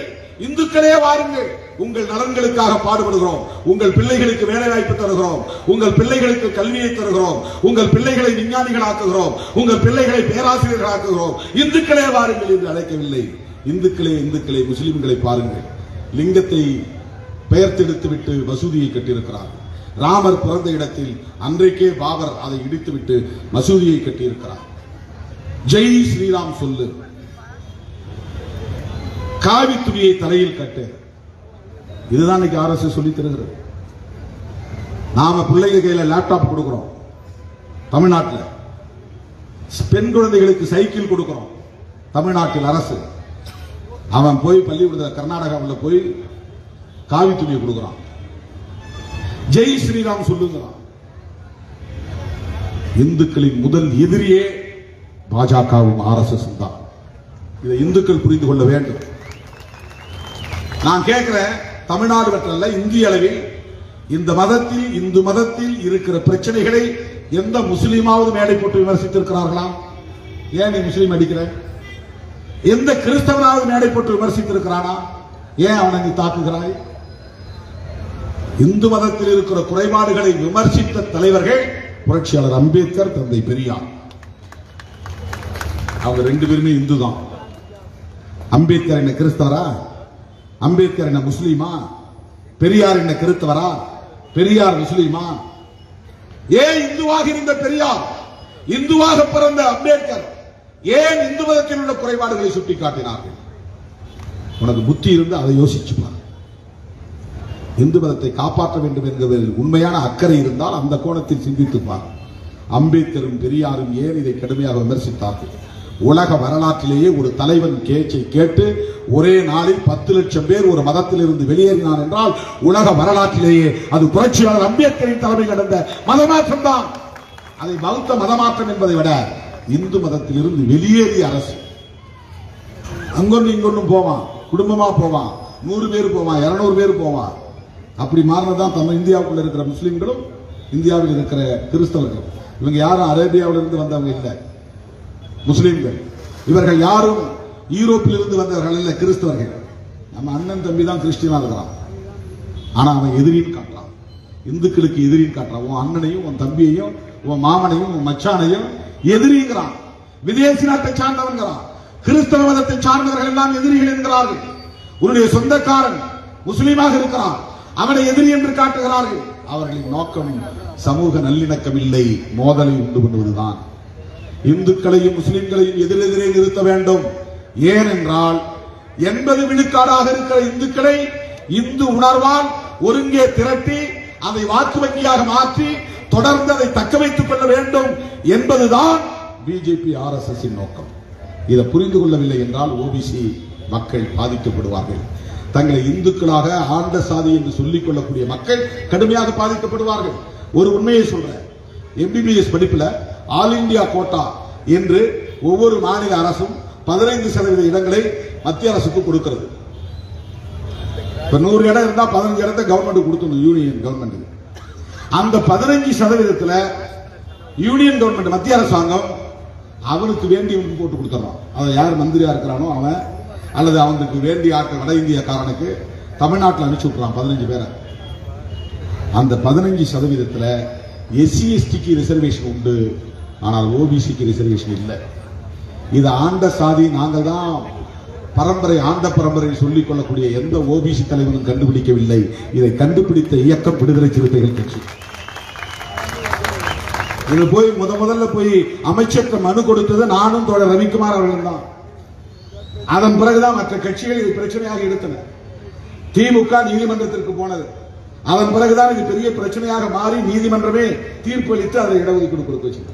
இன்றைக்கு ஓபிசி ஆல் இந்தியா கோட்டாவில் இடஒதுக்கீடு பெறுகிறது என்றால் அதற்கு வழிவகுத்த இயக்கம் விடுதலை சிறுத்தைகள் கட்சி. இவன் என்ன நினைக்கிறானா, அவனுக்கு எதிரி நினைச்சிட்டு இருக்கிறான். அவன் எதிரியே RSS என்பதை இன்னும் புரிந்து கொள்ளாமல் இருக்கிறாயே. உன் மூளையை அவன் மழுங்க செய்கிறானே, உனக்கு சாதி வெறியை தூண்டுகிறானே, உனக்கு மதவெறியை தூண்டுகிறானே, உன் எதிர்காலத்தை பாழாக்குகிறானே, சமூக நீதிக்கு குழி தோண்டுகிறானே, இடஒதுக்கீட்டை சமூக தகுதியின் அடிப்படையில் தராமல் பொருளாதார அடிப்படையில் தருவேன் என்கிறானே, சமூக நீதி கோட்பாட்டை அழிக்கிறானே. இதற்கு காரணம், இந்த சமூக நீதிக்கு காரணம் இந்திய அரசமைப்பு சட்டம் என்பது உனக்கும் தெரியவில்லை, எனக்கும் தெரியவில்லை, RSS காரனுக்கு தெரிகிறது. ஆகவேதான் இந்த அரசமைப்பு சட்டத்தை தூக்கி எறிய அவன் விரும்புகிறான். ஆனால் தூக்கி எறிய முடியாது. அம்பேத்கரை குறை சொல்ல முடியாது, அம்பேத்கரை விமர்சிக்க முடியாது. இந்த அரசியல் அறியாமை நான் சொன்னல, அவங்களுக்கு நான் சொல்றேன், தலித் இயக்கம் அப்படிங்கிறது அகில இந்திய அளவில் எதுவும் பெருசா கிடையாது. அங்கொன்றும் இங்கொன்றுமாக உத்தரப்பிரதேசத்தில் BSP என்பது ஆட்சி. எல்லா தலித் எம்பிக்களும் காங்கிரஸ்லையும் பிஜேபியிலும் கம்யூனிஸ்ட்லையும் தான் இருக்கிறாங்க. யாருமே தலித் அமைப்புங்கிற சார்பில் எந்த அழுத்தமும் கொடுக்கல. அப்படி தலித் அமைப்புகள் அழுத்தம் கொடுக்காத நிலையிலேயே தலித் மக்களின் பாதுகாப்புக்கு வன்கொடுமை தடுப்பு சட்டம் என்ற ஒரு சட்டம் வருகிறது என்றால் தலித் மக்கள் அகில இந்திய அளவில் எவ்வாறு கருதப்படுகிறார்கள், மதிப்பீடு செய்யப்படுகிறது என்பதை புரிந்து கொள்ள வேண்டும். ஒரு இயக்கம் இல்லாமல் இருக்கலாம், ஆனால் தலித்துகளின் கோரிக்கையை புறந்தள்ள முடியாது. அதுதான் இந்திய அரசியல். திருமாவளவன் பேசாமல் இருக்கலாம், குடியரசுக் கட்சி பேசாமல் இருக்கலாம், பகுஜன் சமாஜ் கட்சி பேசாமல் இருக்கலாம், ஆனால் தலித்துகளை புறக்கணித்து விட்டு இந்திய அரசால் ஒரு அங்குலம் கூட நகர முடியாது. அதுதான் இந்திய அரசு. இதை புரிஞ்சுட்டாதான் நீ அரசியல் புரிஞ்சுக்கணும். இது உனக்கு தெரியாது. என்ன திருமாவளவன் கத்திக்கிட்டு இருக்கிறான், என்னத்தை பிடிங்கிடுவான் நீ நினைப்ப. அதான் அரசியல் அறியாமை. திருமாவளவன் இல்லாமல் இருக்கலாம், VCK இல்லாமல் இருக்கலாம், ஆனாலும் கூட எந்த ஒரு தலித் இயக்கமும் அழுத்தம் கொடுக்காமலேயே வன்கொடுமை தடுப்பு சட்டம் வந்தது. அதை பிஜேபியை இன்னும் வலுப்படுத்தி இருக்கிறது. அதான் பிரச்சனை. காங்கிரஸ் ஆட்சியை மட்டும் கொண்டு வரல. இவன் பிஜேபிக்காரன் தலித்துகளுக்கு எதிராக இருக்கிறான், சமூக நீதிக்கு எதிராக இருக்கிறான், சாதி இந்துக்களுக்கு அல்லது ஓபிசிக்கு ஆதரவாக இருக்கிறான். ஆனாலும் அவனால் புறக்கணிக்க முடியவில்லை. SC/ST பிரிவென்ஷன் அட்ராசிட்டிஸ் ஆக்ட அவன் மேலும் என்ரிச் பண்ணிருக்கான், என்ஹான்ஸ் பண்ணிருக்கான். நீ புகார் கொடுத்து ஒருத்தன் கேஸ் போடலன்னா அந்த போலீஸ் மேல கேஸ் போட்டு உள்ள தூக்கி போடலாம், நோ பெயில். உன் புகார் அவன் எடுக்கலன்னா நீ யாருன்னு தெரியாம உன் வீட்டை ஒருத்தன் வந்து இடிச்சிடலாம். நீ எஸ்சின்னு தெரியாது, இடிச்ச பிறகு எஸ்சின்னு தெரிஞ்சா SC/ST ஆக்ட் போடணும். 4 பேர் சேர்ந்து குற்றம் இழைக்கலாம், அதுல ஒருத்தன் SC இருப்பான், 3 பேர் நான் SC-யா இருக்கலாம். போலீஸ் சொல்லுவான், இல்ல இதெல்லாம் வந்து SC/ST போட முடியாது. ஆனா அந்த சட்டம் சொல்லுது, ஒரே ஒரு ஆள் உள்ள இருந்தாலும் நீ SC/ST ஆக்ட் போட முடியாது. ஒரே ஒரு ஆள் இருந்தாலும் இந்த சட்டத்தின் கீழ் எவனையாவது கைது பண்ணா பெயில விடக்கூடாது. சட்டம் சொல்லுது. இந்த சட்டம் திருமாவளவன் சொல்லியா வந்தது, அல்லது தலித் இயக்கங்கள் போராடிய வந்தது? இதுதான் இந்திய அரசியல். 30 கோடிக்கு மேலான மக்கள் இருக்கிறார்கள் இந்தியாவிலே. தலித் மக்கள் இன்றைக்கு 130 கோடி ஒட்டுமொத்த மக்கள் தொகை என்றால் ஏறத்தாழ 30 கோடிக்கு மேலான மக்கள் SC/ST என்கிற இந்த சமூகத்தை சார்ந்த மக்கள் அகில இந்திய அளவிலே இருக்கிறார்கள். மோடியின் பாட்டன் நினைத்தா கூட இவர்களை புறக்கணித்து விட முடியாது. அமித்ஷா தலைகீழ நின்றாலும் இவர்களை புறக்கணித்து விட முடியாது. அதனாலதான் அவன் வந்து பெரியார திட்டா, அம்பேத்கரை போற்றுவான். அதுதான் வேறுபாடு. அம்பேத்கரை, பெரியாரை விடவும் அம்பேத்கர் மூர்க்கமாக இந்துத்துவத்தை எதிர்த்தார். அதனால்தான் 10 லட்சம் பேரை ஒரே நாள்ல இந்து மதத்திலிருந்து வெளியேற்றினார். ஆக முதல்ல நான் யாரை எதிர்க்கணும்னா அம்பேத்கரை தான் எதிர்க்கணும், யாரை விமர்சிக்கணும்னா அம்பேத்கரை தான் விமர்சிக்கணும். ஆனால் முடியாது. ஏனென்றால் இந்தியாவில் 30 கோடிக்கு மேலான மக்கள், தலித் மக்கள், அம்பேத்கரை தெய்வமாக ஏற்றுக்கொண்டு வாழ்ந்து கொண்டிருக்கிற மக்கள். அவனுக்கு ஒண்ணுமே வேண்டாம். திருமாவளவன் வேண்டாம், விசிகே வேண்டாம், குடியரசு கட்சி வேண்டாம், பகுஜன் சமாஜ் கட்சி வேண்டாம், அல்லது அம்பேத்கருடைய பேரன் பிரகாஷ் அம்பேத்கர் கூட வேண்டாம். அவனுக்கு தேவை அம்பேத்கர் மட்டும்தான். அம்பேத்கர் என்கிற ஒரு ஐக்கனை எவனாவது சீண்டினால் இந்த சமூகம் எவ்வளவு பெரிய சக்தியாக திரளும் என்பதை பிஜேபி, RSS உணர்ந்திருக்கிறது. இதை உணராததான் அரசியல் அறியாமை சொல்றேன். இதுதான் அரசியல் அறியாமை. இது அவர்களால் உணர முடியாது. திருமாவளவன் தேவையில்லை. ஆனால் இந்த சமூகத்துக்கு ஒரு சக்தி இருக்கிறது. கொடுக்கப்பட்ட மக்கள் பூர்வீக குடிகள். அம்பேத்கரை வெளிப்படையாக RSS காரனால் விமர்சிக்க முடியாது, தூக்கி எறிய முடியாது. அவர் போன உடனே அம்பேத்கர் காலத்தொட்டு தான் பதவியேற்றார். அவர் போன உடனே அரசியலமைப்பு சட்டத்தை கண்டில ஒட்டிட்டு தான் பதவியேற்றார். இது அம்பேத்கர் என்கிற ஒரு தலித் எழுதின சட்டம்னு உன்னால புறக்கணிச்சிட முடியுமா? விமர்சனம் பண்ண முடியுமா? வாய்ப்பே கிடையாது. உனக்கு அம்பேத்கரை பிடிக்கலன்னு செருப்பு மேல வேணா உன்னால போட முடியும். ஆனா அம்பேத்கரை எந்த கொம்பனாலும் தவிர்க்க முடியாது, எந்த சக்தியாலும் தவிர்க்க முடியாது. அவர் உள்ளூர்ல குண்டு சட்டிக்குள் குதிரை ஓட்டிய ஆள் அல்ல. ஐநா பேரவையில் அவருக்கு பிறந்த நாள் கொண்டாடப்படுகிறது. இத்தாலியிலே அவருக்கு சிலை வைக்கப்படுகிறது. ஆஸ்திரேலியாவிலே அவருக்கு சிலை வைக்கப்படுகிறது. நியூசிலாந்திலே சிலை வைக்கப்படுகிறது. லண்டன் பல்கலைக்கழகத்தில் 2 பேரும் மேதைகளுக்கு சிலை உண்டு. ஒன்று கார்ல் மார்க்ஸ், இன்னொன்று புரட்சியாளர் அம்பேத்கர். உலகளாவிய தலைவர். உலகத்தில் இருக்கக்கூடிய பல்வேறு மொழிகளில் வரக்கூடிய சேனல்ஸ் உலக தலைவர்களை பற்றி பேசுறான்னா அம்பேத்கர் பேசியே தீர்றான். வேற வழியே கிடையாது. இன்னைக்கு நாடாளுமன்றத்துக்குள்ள எழுந்து நின்று 10 பேர் எம்பி பேசுறானா 10 பேர்ல 2 பேர் பாபா சாஹிப் டாக்டர் அம்பேத்கர் சேஸ் அப்படின்னு கோட் பண்ணி பேசிதான் உட்கார்றான். அவன் யாரும் தலித் கிடையாது, விசிகே எம்பி கிடையாது, Congress MP, BJP MP, Trinamool Congress MP, TDP Telugu Desam MP, இவங்களை யாராவது 2 பேர் எழுந்துச்சு எந்த சப்ஜெக்ட் பேசினாலும் பாபா சாஹிப் அம்பேத்கர் சொன்னார் அப்படின்னு சொல்லிட்டு தான் உட்கார்றோம். தினந்தோறும் ஒரு தலைவரின் பெயர் நாடாளுமன்றத்தில் உச்சரிக்கப்படுகிறது என்றால் அது புரட்சியாளர் அம்பேத்கரின் பெயர்.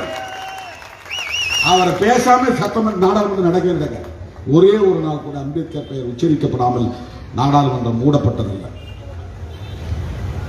ஒரு நாள் கூட கிடையாது, தள்ளி வச்ச கிடையாது. ஏன்னா அவர் தொடாத துறை இல்லை, அவர் கை வைக்காத இடம் இல்லை. அதை தான் மோடி ஒரு கூட்டத்தில் பேசியிருக்கிறார்.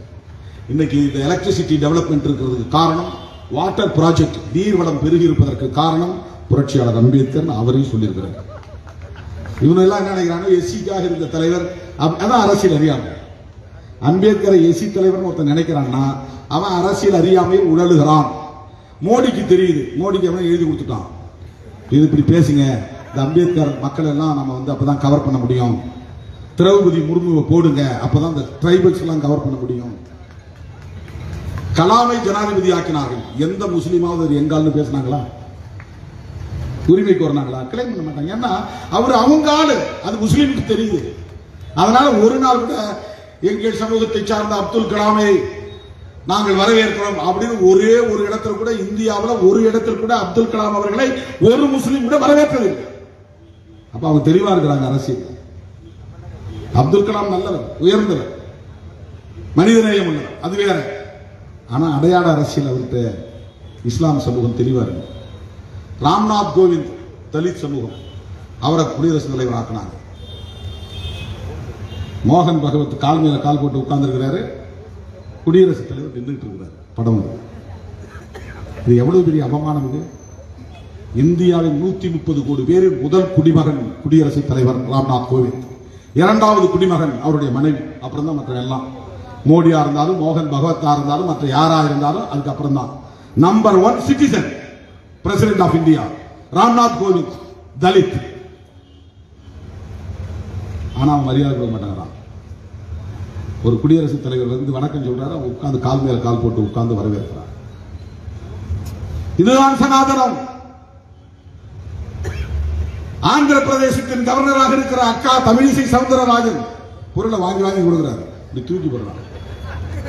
ஏன்னா கரண்ட் அதுக்கு தொட்ட உடனே அதுவும் இதுவும் தொட்டா விட்டு ஷாக் அடிக்கிறதுக்கு. தமிழிசை சவுந்தரராஜன் தான் ஓபிசி ஆச்சே, அவங்களுக்கு தீண்டாமை இல்லையே, அதான் ஒழிஞ்சு போச்சே. திருமாவளவனை தொட்டா தீட்டு, தமிழிசையை தொட்டா தீட்டு இல்லையே, ஏன் தொடல? அதுதான் சனாதனம். இதை தமிழிசை புரிந்து கொள்ளவில்லை என்றால், அல்லது அண்ணன் பொன்னார் புரிந்து கொள்ளவில்லை என்றால், முருகன் எப்படி புரிந்து கொள்வார்?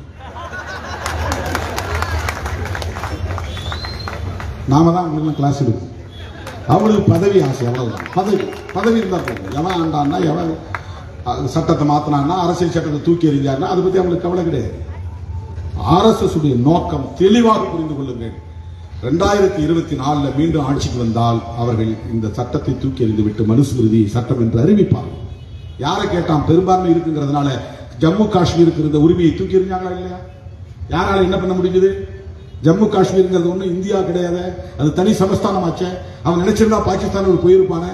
அவன் என்ன நினைச்சான்? உங்களோட நான் இருக்கிறேன், ஆனா உங்க சட்டம் எனக்கு வேண்டாம், நான் தனி சட்டம் வச்சுக்கிறேன். அதான கான்ட்ராக்ட். அம்பேத்கர் எழுதிய இந்திய அரசமைப்பு சட்டம் ஜம்மு காஷ்மீருக்கு பொருந்தாது. அந்த சட்டத்தை நீங்க பார்த்தா தெரியும். ஜம்மு காஷ்மீர் நீங்களாக அப்படிதான் போட்டுருவாங்க. ஜம்மு காஷ்மீர்ல ஒரு சட்டமன்றம் இருக்கு, அதுதான் உங்களுக்கு நாடாளுமன்றம். ஜம்மு காஷ்மீர்ல நிறைவேற்ற தீர்மானம் இருக்கு, அதுதான் உங்களுக்கு அரசியலமைப்பு சட்டம் தீர்மானம் மாதிரி. அங்க போய் நீ ஒரு அங்குல மண்ணு வாங்க முடியாது, ஒரு அடி மண்ணு வாங்க முடியாது. இதெல்லாம் அவன் வந்து சேர்றதுக்கு முன்னாடி போட்ட ஒப்பந்தம். ஆனா இவன் இந்த ஒரே தேசம் ஏன் சொன்னான்னா, இந்தியா வரைபடத்துக்குள்ள ஜம்மு காஷ்மீர் ஒரு நாடு தனியா இருக்கு, மற்றதெல்லாம் ஒரு நாடா இருக்கு, இது ரெண்டையும் ஒன்னாக்குமாதான் ஒரே தேசம். நாம என்ன நினைச்சிட்டு இருந்தோம்? நாம யாரும் தனித்தமிழ்நாடு கேட்கலையே, வேற யாரும் பஞ்சாப் கேட்கலையே. அதெல்லாம் ஒரு காலத்துல காலிஸ்தான் கேட்டார்கள், ஒரு காலத்துல நம்ம ஒரு தமிழரசர் இருந்தாரு, தனித்தமிழ்நாடு கோரினாரு. இப்ப யாரும் அதை பேசுறதே இல்லை. இப்ப ஏன் ஒரே தேசம் சொல்றான் அப்படின்னு ரொம்ப நாள் யோசிச்சுதான் தெரிஞ்சது. ஜம்மு காஷ்மீரை இன்னொரு தேசம் என்று அவன் புரிந்து வைத்திருக்கிறான், நாம் புரிந்து வைக்கிறோம். அதனால ஒரு சட்டத்தை கொண்டு வந்து ஜம்மு காஷ்மீரை 3 உடைச்சிட்டான். 3 யூனியன் பிரதேசங்களா போயிடுச்சு. எல்லா எம்பிக்களும் எதிர்த்தோம், ஒண்ணும் பண்ண முடியல. குடியுரிமை சட்டம் கொண்டு வந்தான், எதிர்கட்சிகள் அத்தனை பேரும் எழுந்திருந்து கூச்சல் போட்டோம், ஒண்ணும் பண்ண முடியல. ஏன்னா பெரும்பான்மை அவன் பக்கத்தில் இருக்கு. தலித்துகளே அவங்களுக்கு ஆதரவா இருக்கிறாங்க, ஒண்ணும் பண்ண முடியல. 2024 வந்தா ஒரு நாள் ராத்திரியில் அவர் மங்கி பாத்திலையோ அல்லது சிந்து பாத்திலையோ பேசுவார். மோடி ராத்திரி நள்ளிரவு நேரத்தில் பேசினாலும் பேசுவார். இந்திய அரசியலமைப்பு சட்டம் மாற்றப்படுகிறது, இந்த நொடியில் இருந்து மனுஸ்மிருதியே இந்தியாவின் அரசமைப்பு சட்டமாக இருக்கும் அப்படின்னு மோடி பேசினாலும் ஆச்சரியப்படுவதில்லை. அவனுக்கு பழைய சமூக ஒழுங்கு தேவை. பெண்கள் ஆண்களுக்கு அடிமையா இருக்கணும், படிக்க கூடாது. அந்தந்த சாதி அவன் வேலையை செய்யணும். இப்ப பெருக்கிறதுக்கு ஆள் இல்லை, கழுவுறதுக்கு ஆள் இல்லை, விவசாய வேலைக்கு ஆள் இல்லை. இங்க எவனையும் செய்ய மாட்டேங்கிறான். இப்ப அங்கிருந்து நேரம் இங்க கொண்டு வராங்க ஆளை, கட்டட வேலைக்குலாம். பீகார்ல இருந்து இந்தி படிச்சா வேலை கிடைக்குன்னு தமிழ்நாட்டில் சொல்லிட்டு இந்தி படிக்கிற பூரா தமிழ்நாட்டில் வந்து கட்டட வேலையை செஞ்சுட்டு இருக்கான். இந்திய தாய்மொழியா கொண்டவன் அவன் பல நோக்கங்களுக்காக கொண்டு வரான். எதுக்காகனா அங்கங்க குடியை பத்தி அவனுக்கு வாக்காள உரிமையை கொடுத்து தமிழ் உணர்வு உள்ளவர்களை எல்லாம் சிறுபான்மையாக்குறான். வட இந்தியக்காரன் யார் ஓட்டு போடுவான்? தமிழ் உணர்வு பேசுறவங்க போடுவானா? பிஜேபி தான் போடுவான். அதிமுகவை சுவாகா பண்ணிடுவாங்க, சாப்பிடுவாங்க. அவங்களுக்குள்ள இப்ப சண்டை நல்லா மூட்டி விட்டாங்க. எடப்பாடி ஒற்றை தலைமையா, இரட்டை தலைமையா, இப்ப 3வது தலைமையா, 3 தலைமையா, இபிஎஸ்ஆ, ஓபிஎஸ்ஆ, விகேஎஸ்ஆ, இப்ப 3 தலைமை. அவங்களுக்கு வந்து RSS வர்றதை பத்தியோ பிஜேபி வர்றதை பத்தியோ கவலை கிடையாது. ஏன்னா அவங்க அம்பேத்கரை படிச்சதில்லை, பெரியார படிச்சதில்லை. எம்ஜிஆர் தெரியும், ஜெயலலிதா தெரியும். எம்ஜிஆர் ரசிகர்கள், ஜெயலலிதா அம்மாவுக்கு தொண்டர்கள். அவங்களோட பெரியாரிசத்தை எதிர்பார்க்க முடியாது, அம்பேத்கரிசத்தை எதிர்பார்க்க முடியாது. அம்பேத்கரை தலித்து அவர் தீண்டப்படாதவன் சுத்தமா படிக்கிறதே இல்லை. அம்பேத்கர் பேரை கேட்டாலே அவங்க எரிச்சிடவர், அப்புறம் எங்க படிப்பாங்க? அம்பேத்கர் படிக்கலன்னா உனக்கு அரசியல் தெரியாது. அரசியல் தெரியணும்னா அம்பேத்கரை படிக்கணும். இந்தியாவுக்குள்ள ஒரு நல்ல அரசியல் செய்யக்கூடிய வலிமை பெற்றவனா மாறணும்னா அம்பேத்கரை படிக்கணும். அம்பேத்கர் படிச்சுட்டா மார்க்சியம் படிச்ச மாதிரி, அம்பேத்கர் படிச்சுட்டா பெரியாரியத்தை படிச்ச மாதிரி. அம்பேத்கரை கற்றுக்கொண்டால் இந்திய அரசியலில் ஜொலிக்க முடியும். ஏன்னா அம்பேத்கர் தான் இந்தியாவை முழுமையா 25-26 வயசுலயே கொலம்பியா பல்கலைக்கழகத்தில் எழுதின புத்தகம் இன்னைக்கு இந்தியாவின் சாதிகள்ங்கிற புத்தகம் வந்திருக்கு. உலகத்துல எல்லாரும் இந்தியாவை புரிஞ்சுன்னா அந்த புத்தகத்தை தான் படிக்கிறான். அந்த புத்தகத்தை தான் படிக்கிறான். இந்தியாவில் ரிசர்வ் பேங்க் ஆஃப் இந்தியா உருவானது அம்பேத்கர் எழுதிய ப்ராப்ளம் ஆஃப் ருப்பி என்கிற புத்தகத்தினுடைய விளைவுதான். ப்ராப்ளம்ஸ் ஆஃப் ருப்பீஸ் அவர் ஒரு புத்தகம் எழுதினார். அதுக்கு பிறகுதான் ரிசர்வ் பேங்க் ஆஃப் இந்தியா வந்துச்சு. அம்பேத்கர் அமைச்சராக இருந்த போது கொண்டு வந்துதான் பத்ரானங்கள் திட்டம், தாமோதர் வாலி திட்டம், ஓடுற நதியெல்லாம் கடலை கலக்க விடாத தேக்கம் கட்டு, அணையை கட்டு, நீர் பாசனத்துக்கு பயன்படுத்தி ஹைட்ரோ பவரை உற்பத்தி செய், ஹைட்ரோ பவர் ப்ராஜெக்டை அறிமுகப்படுத்தியதை புரட்சியாளர் அம்பேத்கர். அந்த புத்தகத்துக்கு தான் நம்ம இளையராஜா போய் யாரும் எழுதி கொடுக்கல கையெழுத்து போட்டார். மோடி இருந்தால், அம்பேத்கர் இருந்தால் மோடியை பாராட்டுவார். சத்தியமா அவர் எழுதியிருக்க வாய்ப்பே கிடையாது. எவனோ எழுதி கொடுத்துட்டா அவர் கையெழுத்து போட்டார். கையெழுத்து கூட இப்பெல்லாம் இந்த ஃபேஸ் மெயில்னு சொல்லி என் கையெழுத்தை நீங்களே எடுத்து போட்டுக்கலாம் சர்டிஃபிகேட்ல, நான் போடணும்னு அவசியம். அந்த மாதிரி கூட அவர் கையெழுத்தை எங்கேயாவது போட்டிருந்திருப்பாரு, அதை அப்படியே ஸ்கேன் பண்ணி வச்சுக்கலாம் புத்தகத்தில். இளையராஜா அவர்கள் நிச்சயமா எழுதியிருக்க வாய்ப்பு இல்லை. அவர் ஒரு மகான் அந்த துறையில், அவரை யாராலும் வெல்ல முடியாது. அவருக்கு எந்த அடையாளமும் தேவையில்லை. நம்ம ஆளுலா சொல்லிட்டு திரிகிறாங்க அவர் எங்காலு. அது இவங்களுக்கு இருக்கிற அரிப்பு. அவர் அதை கடந்து போயிட்டாரு. அவர் அதை கடந்து எங்கேயோ போயிட்டாரு. அவர் மாஸ்டர் ஆயிட்டாரு. பெரிய உலக இசை விற்பனர்கள் ஒருவராக அவர் மாறிட்டார். அவர் எவ்வளவு தூரத்தை அந்த எல்லையெல்லாம் கடந்து போயிட்டார் அவர். ஆனா வம்புல வந்து மாட்டிக்கிட்டார். நாம என்ன சொல்றோம், அம்பேத்கர் மோடியை பாராட்டி இருப்பாரு சொல்லக்கூடாது. நீ எப்படி வேணாலும் மோடியை பாராட்டிங்க. ஏன்னா அம்பேத்கருக்கும் மோடிக்கும் ஆகாது கொள்கை அடிப்படையில். அவர் இடதுருவம்னா இவர் வடதுருவம், தென்துருவம்னா இவர் வடதுருவம். கொள்கை அடிப்படையில் ரெண்டு பேருக்கும் வேறு மிகப்பெரிய வேறுபாடு இருக்கு. ஒரே நேர்கோட்டில் பயணித்தவர்கள் அல்ல. ஆனால் பிஜேபி ஆர்எஸ்எஸ் அம்பேத்கரை விமர்சிக்க மாட்டார்கள். வெளிப்படையாக அரசமைப்பு சட்டத்தை விமர்சிக்க மாட்டார்கள். அதுக்கு ரெண்டு காரணம். ஒன்று, தலித்துகள் வந்து மதம் மாறுவதற்கு காரணமா இருக்கிறாங்க, மதம் மாறுறாங்க. அவங்கள மதம் மாற விடாம தடுக்கணும். அவங்க நட்பு நமக்கு வேணும். அவங்க இருக்கிற ஆள்லாம் ஒண்ணுக்கும் உதவாத ஆளா இருந்தாலும் மந்திரியாக்கு, தலைவராக்கு, கூட வச்சுக்க. பேச தெரியலையோ, அரசியல் தெரியலையோ. திரௌபதி முர்மு அவங்க அந்த அம்மா பிறந்த ஊர்ல அவர் மாமன்ற உறுப்பினராக இருந்து, அவங்க வந்து அமைச்சராக இருந்து, கவர்னராக இருந்து, இன்னைக்கு குடியரசுத் தலைவராக போறாங்க. இன்னும் பிறந்த ஊர்ல மின்சாரம் இல்லை. அப்படிப்பட்ட அம்மாவை குடியரசுத் தலைவராக போறாங்க. இதுக்கு நாங்க டிரைபல்ஸ்க்கெல்லாம் ஆதரவா இருக்கிறோம். ராம்நாத் கோவிந்த் ஆக்கின பிறகுதான் நிறைய ஹானர் கில்லிங், ஆணவ கொலைகள் நடந்தன. இப்படி சொல்லிக்கொண்டே போகலாம் தோழர்களே. ஆர்எஸ்எஸ் பிஜேபி அரசியல் தலித்துகளுக்கு மட்டுமல்ல, ஆர்எஸ்எஸ் பிஜேபி அரசியல் கம்யூனிஸ்டுகளுக்கு மட்டுமல்ல, ஆர்எஸ்எஸ் பிஜேபி அரசியல் சோனியா காந்தி, ராகுல் காந்தி அம்மையாருக்கு எதிராக மட்டுமல்ல, ஆர்எஸ்எஸ் பிஜேபி அரசியல் ஒட்டுமொத்த தேசத்திற்கு எதிரானது. குறிப்பாக இந்துக்களுக்கு எதிரானது, குறிப்பாக அரசமைப்பு சட்டத்திற்கு எதிரானது. அது மிகவும் ஆபத்தானது. அது மீண்டும் ஆட்சியில் இருந்தால் ஆணவ கொலைகள் நடக்கும், மேலவளவு படுகொலைகள் நடக்கும், சென்னகரம்பட்டி படுகொலைகள் நடக்கும், சேரிகள் கொளுத்தப்படும், பெண்கள் ஒடுக்கப்படுவார்கள், பொது இடத்தில் நிறுத்தப்பட்டு பெண்கள் அவமானப்படுத்தப்படுவார்கள், கேவலமான முறையில் நடத்தப்படுவார்கள். இதுவெல்லாம் 2000 ஆண்டுகளுக்கு பின்னால் போகக்கூடிய ஒரு சமூகமாக இது மாறும். மிகவும் ஆபத்தான ஒரு பயங்கரவாத இயக்கம் தான் ஆர்எஸ்எஸ். அந்த கோட்பாட்டை நாம் எதிர்க்கிற அரசியல் செய்கிறோம்.